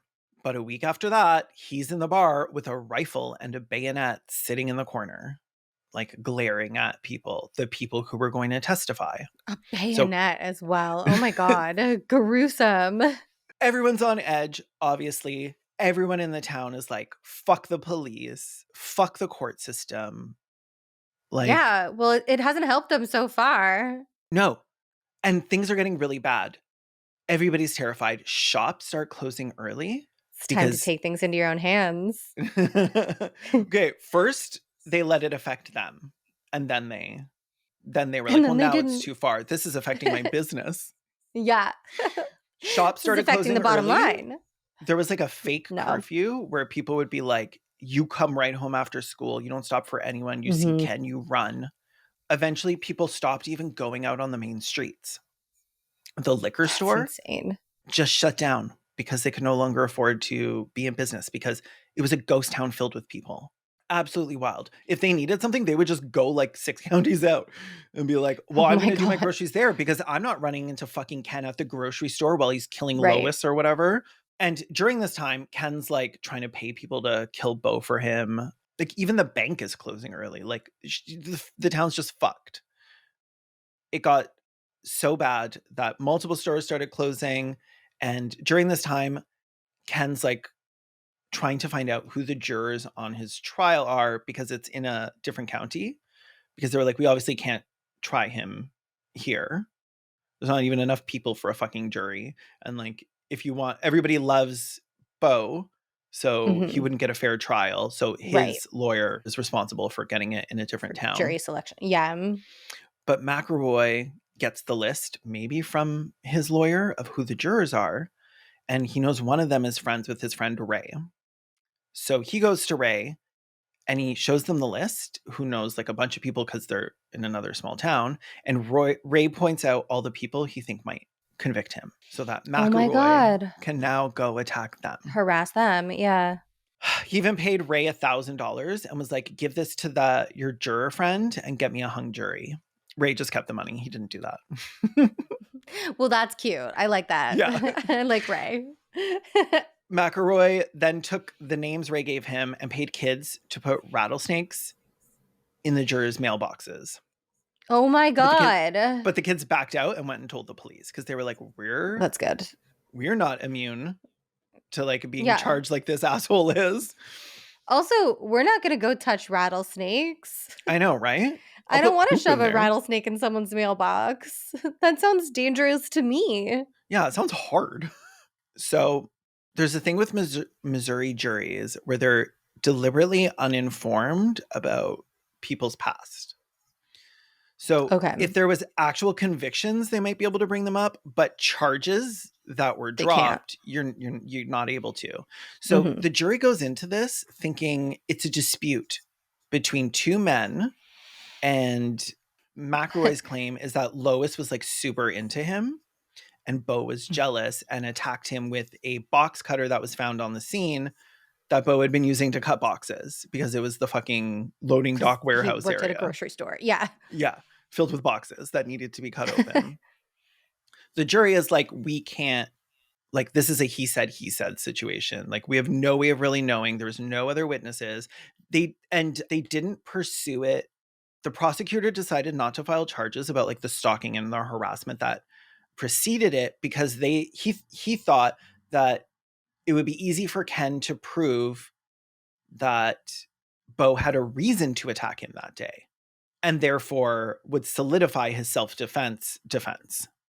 The jury, after, when they found out the actual truth, all of them were super pissed off. They said they felt like they had been lied to. They would have completely changed what they did. Yeah. But he gets 2 years for like garden variety assault, as opposed to like extremely premeditated, aggravated, attempted murder.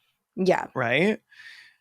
On appeal, he's allowed to walk the streets until the conviction is like put through by the judge.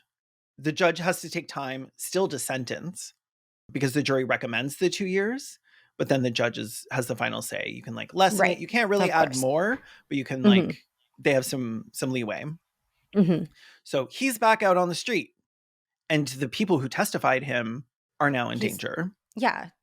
And everyone in the town is fucking terrified, but more so, they're like, why even charge him at all if all you're going to do is piss him off and then send him back to us? If you're just going to make him worse, which is really a question we need to be asking about our entire legal system. So at this point, they have no faith in the law. He's clearly going after the people who testified against him. At one point, Ken even told someone, like, fuck everyone in this town. I'm going to go on a spree, see how many people I can shoot before the cops kill me.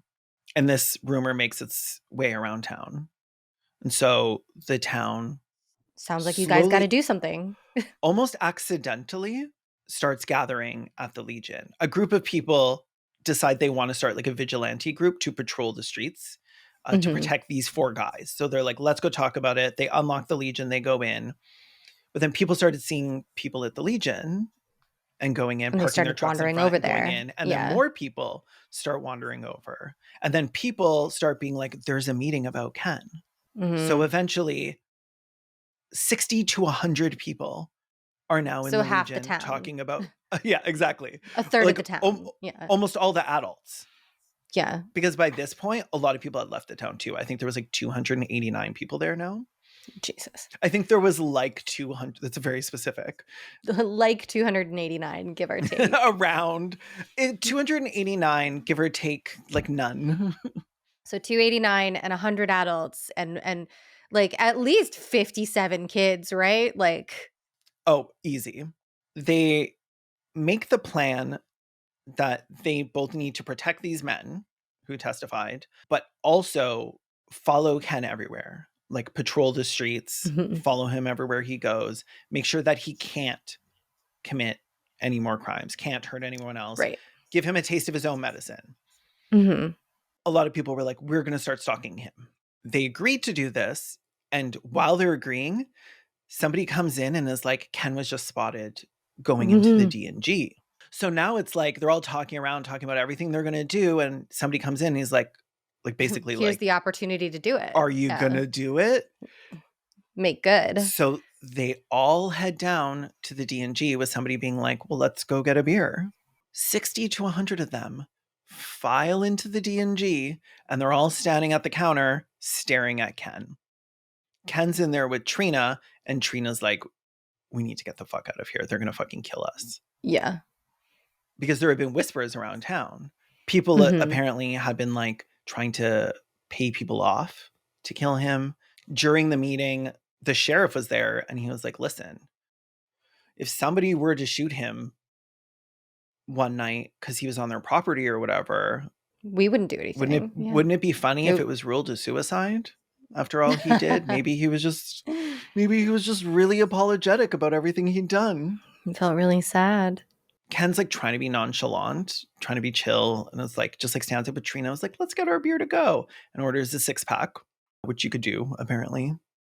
If you tried to do that at like a bar now, they would be like, go fuck yourself. A what? You can order 6 individual beers to have and they're each $15. Yeah.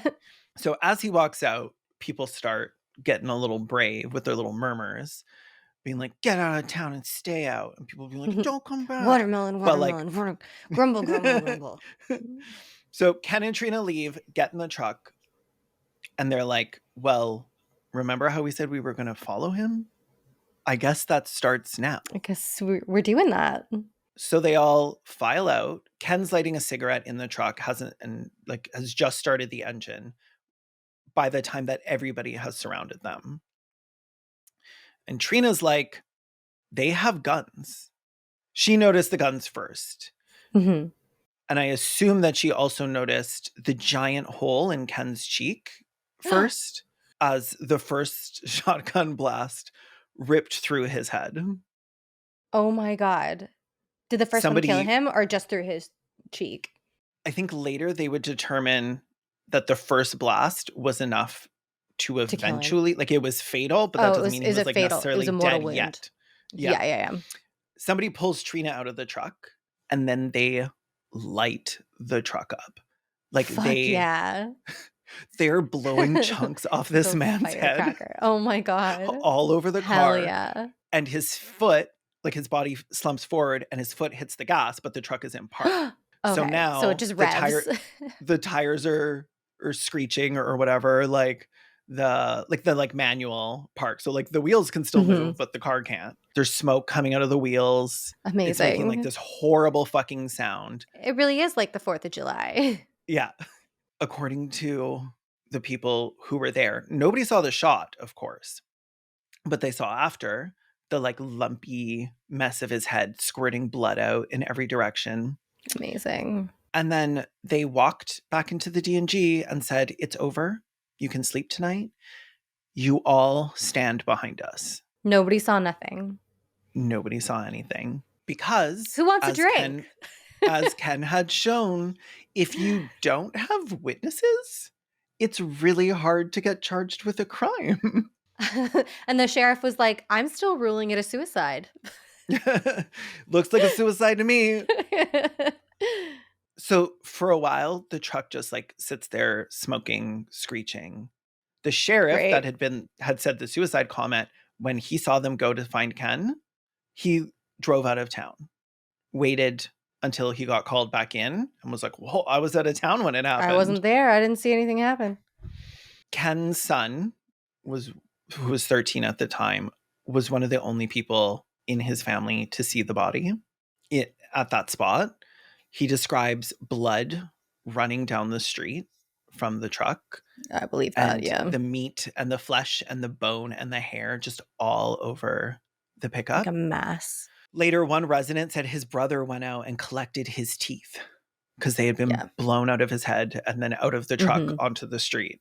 The ballistics were inconclusive. Reports say between 2 and 6 shooters, depending on who you ask. And all the shell casings have been taken. Ooh. And everyone in town has a gun, but hunting guns aren't registered. Nice. I wonder if you have to register them now. In the documentary, it was very funny because someone was like, I heard they kept his head on ice so they could use CSI in the future. That's better to find the killers. Loved her. They could use CSI. Quit smoking, babe. Well, she's probably dead by now. Mm-hmm. Ken's gravestone reads, Beloved Ken. Ken Rex McElroy. Brave, fearless, and compassionate. Trina maintained that she doesn't know why Ken was killed, other than the townspeople hated them. They hate us because they ain't us. Nobody has ever wanted to be Trina McElroy. I can tell you that right the fuck now. Not even Trina fucking McElroy. No, she tried to escape being Trina McElroy. Yeah. The town has never, ever spoken up about who shot that day. No snitches. The town is, they never said a word to anybody. It was a suicide. They basically said they all gathered to like watch him as like town, as like a, what do they call, like a neighborhood watch? Like a memorial. Oh, okay. Like while he was still alive. Yeah. It was like a neighborhood watch thing. And they said that a gunshot went off and they all dropped to the ground because somebody was shooting. So none of us saw They it. thought maybe it was Ken. So just nobody saw, just like the witnesses We all And covered all our of the crimes, heads. yeah, we were just so scared. Trina was like, oh, all of the townspeople came out, and Del Clement shot him first. I saw him. He was the one that lifted the gun first and did the first shot, which was enough to kill him. And everyone was like, was Del in town that day? I don't think Del was in town that day. I love Del, it. were you in town that day? And he was like, no, believe me, I wish I would have No. killed Ken McElroy, but I didn't because I wasn't in town that day. Del was with me. We went fishing in Minnesota from Yeah, 6 a.m. to 6 p.m. that day. I was with Del and Luigi And Luigi Mangione. Mangione. All day that day.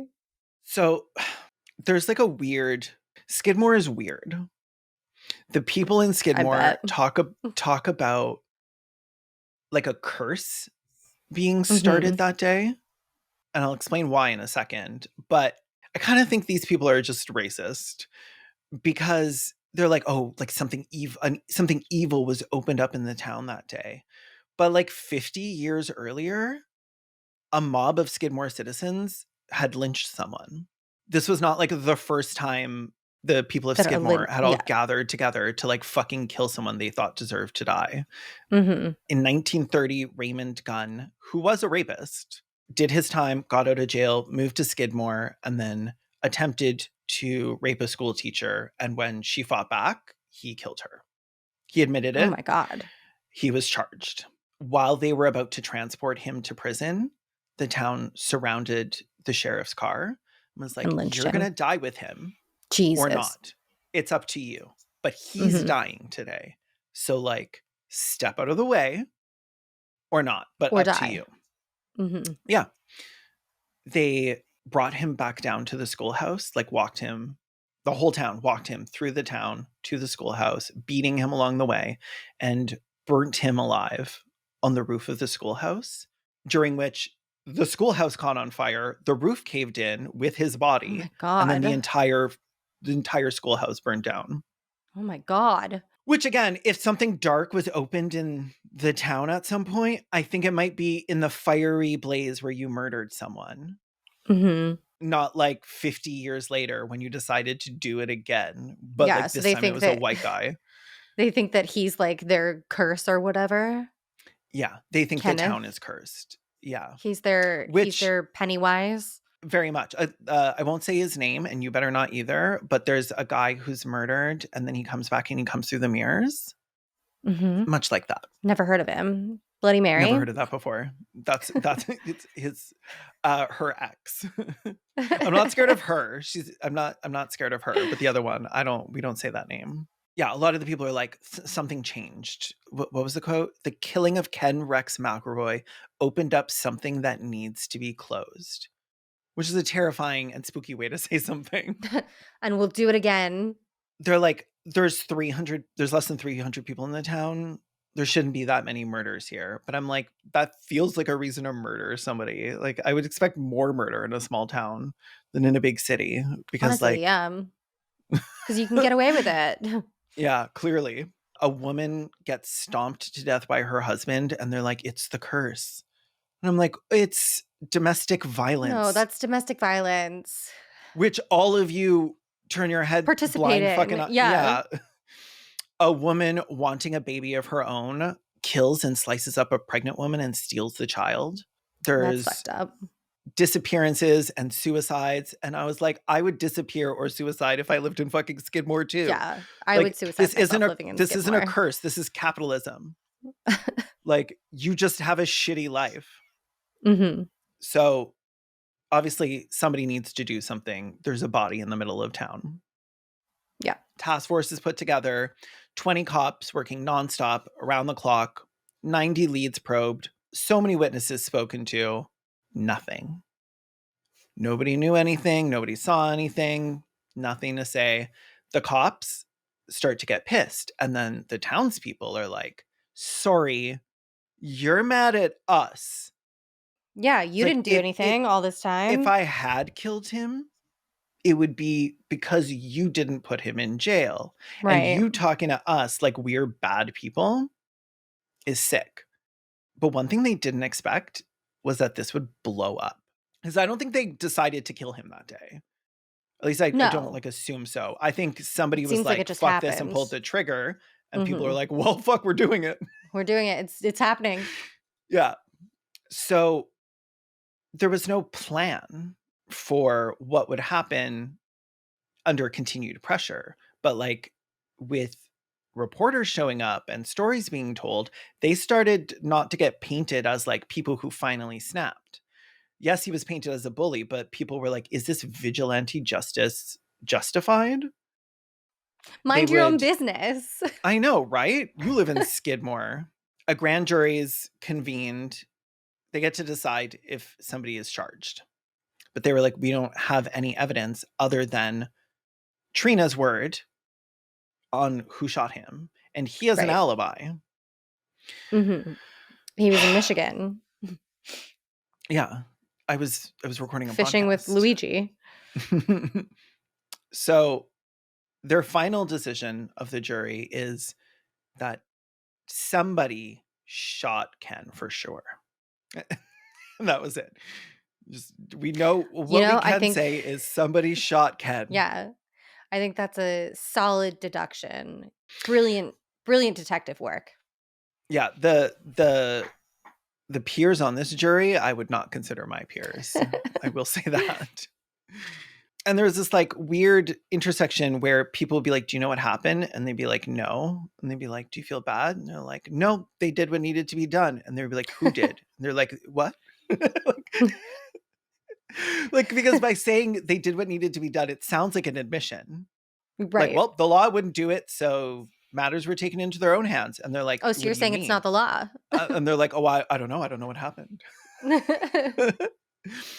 Later, after Ken's death, his children, grown and talking to that documentary filmmaker, one of his daughters was like, my childhood was so nice. We would be running through the house, catching fireflies at night, pies cooling on the windowsill, and black fucking eyes on Trina and Alice in the morning. But like, he loved Oh my us god. and he never hurt us. I'm like, all of these people need to be shaken like a baby. Mhm.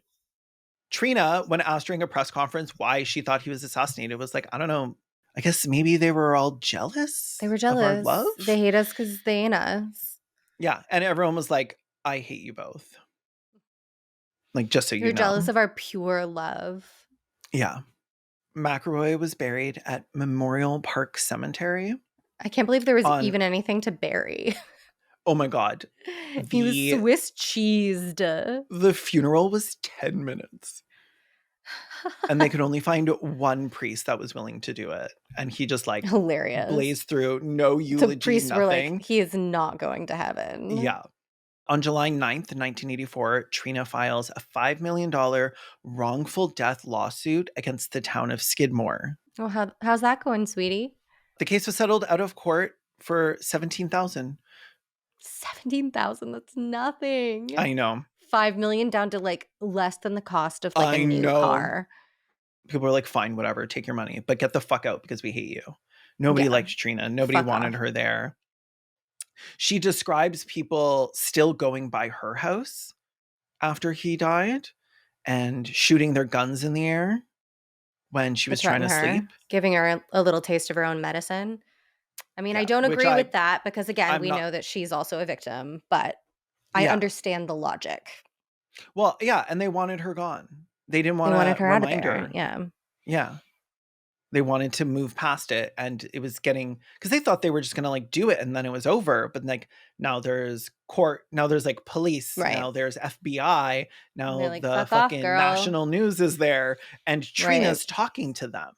And Mm-hmm. Trina's like crying on cue for the camera about how he was such a beautiful, loving husband that was taken away from her and her beautiful kids. And And how it's old were you like, when you met again? yeah, the reporters were pressing her on that. Mhm. And she was like, he never did anything to me I didn't ask for.